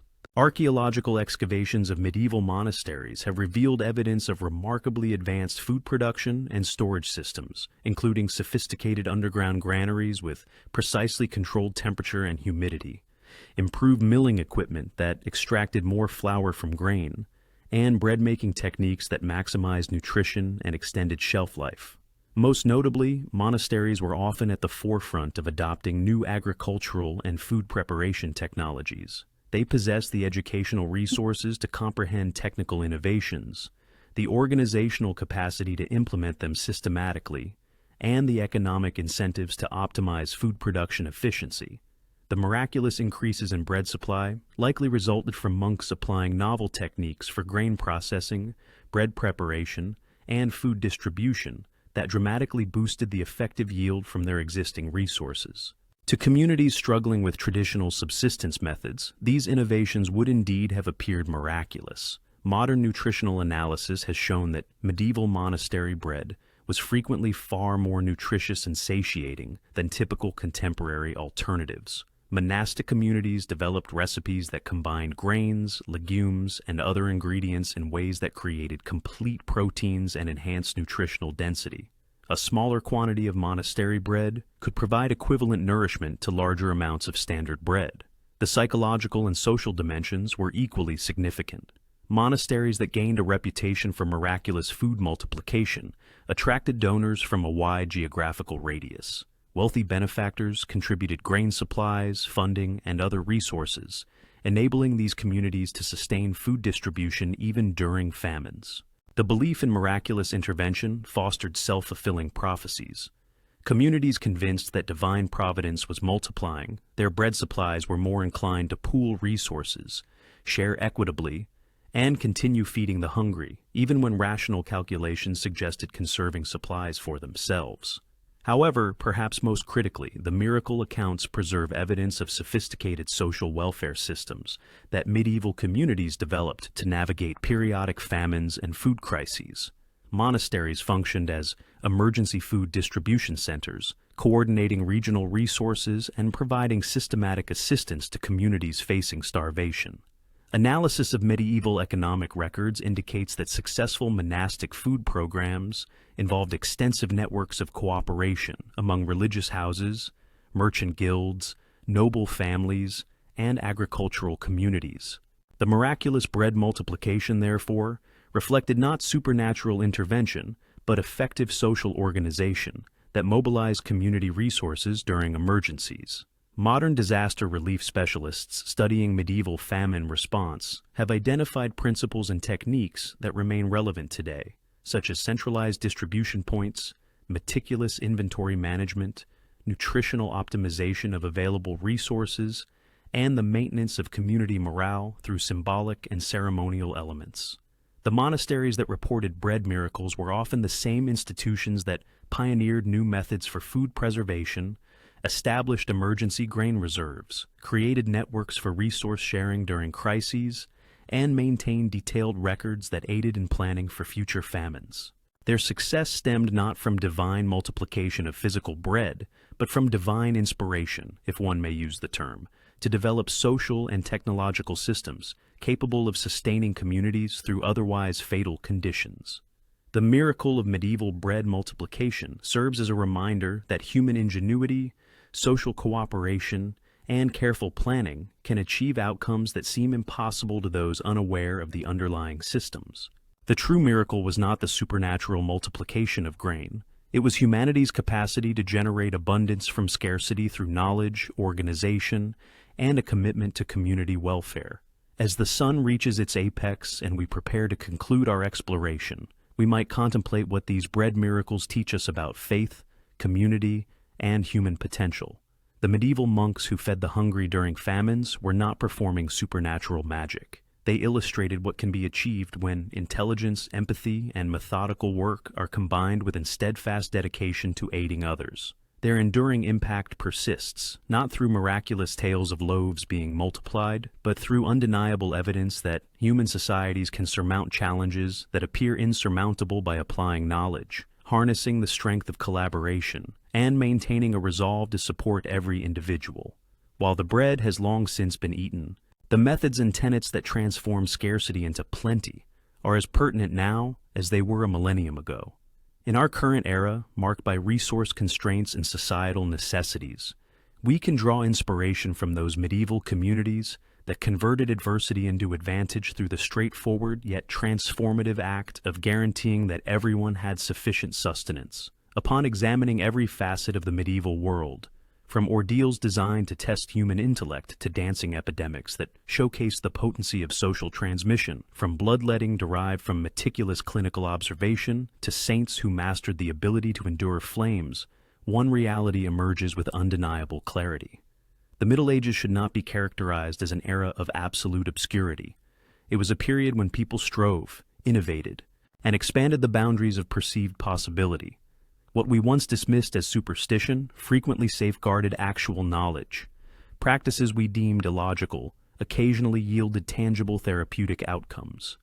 Beliefs we considered rudimentary represented complex endeavors to comprehend an intricate world using the available resources of that time. Certainly, life in the Middle Ages was also fraught with hardship, oppression, destitution, illness, and perpetual suffering. Yet, amidst these struggles, our forebears demonstrated a tenacity, intellect, and bravery that merit acknowledgement. Possibly the most significant takeaway is that the unknown and understanding, the obscure and the enlightened, are not mutually exclusive. They are collaborators in humanity's ceaseless pursuit of comprehending the world and ourselves. And this, my companions, is the genuine account of the medieval world. It was not merely a void between epochs of illumination, but a vibrant testament to the capabilities of human inquisitiveness, inventiveness, and optimism. Thank you for accompanying me on this exploration of medieval enigmas. If you found satisfaction in revealing the reality behind the myths, kindly like and subscribe for additional narratives on life in historical times. And always recall, when the contemporary world feels overwhelming, find solace. Our ancestors endured far greater trials and still discovered significance within the mysterious.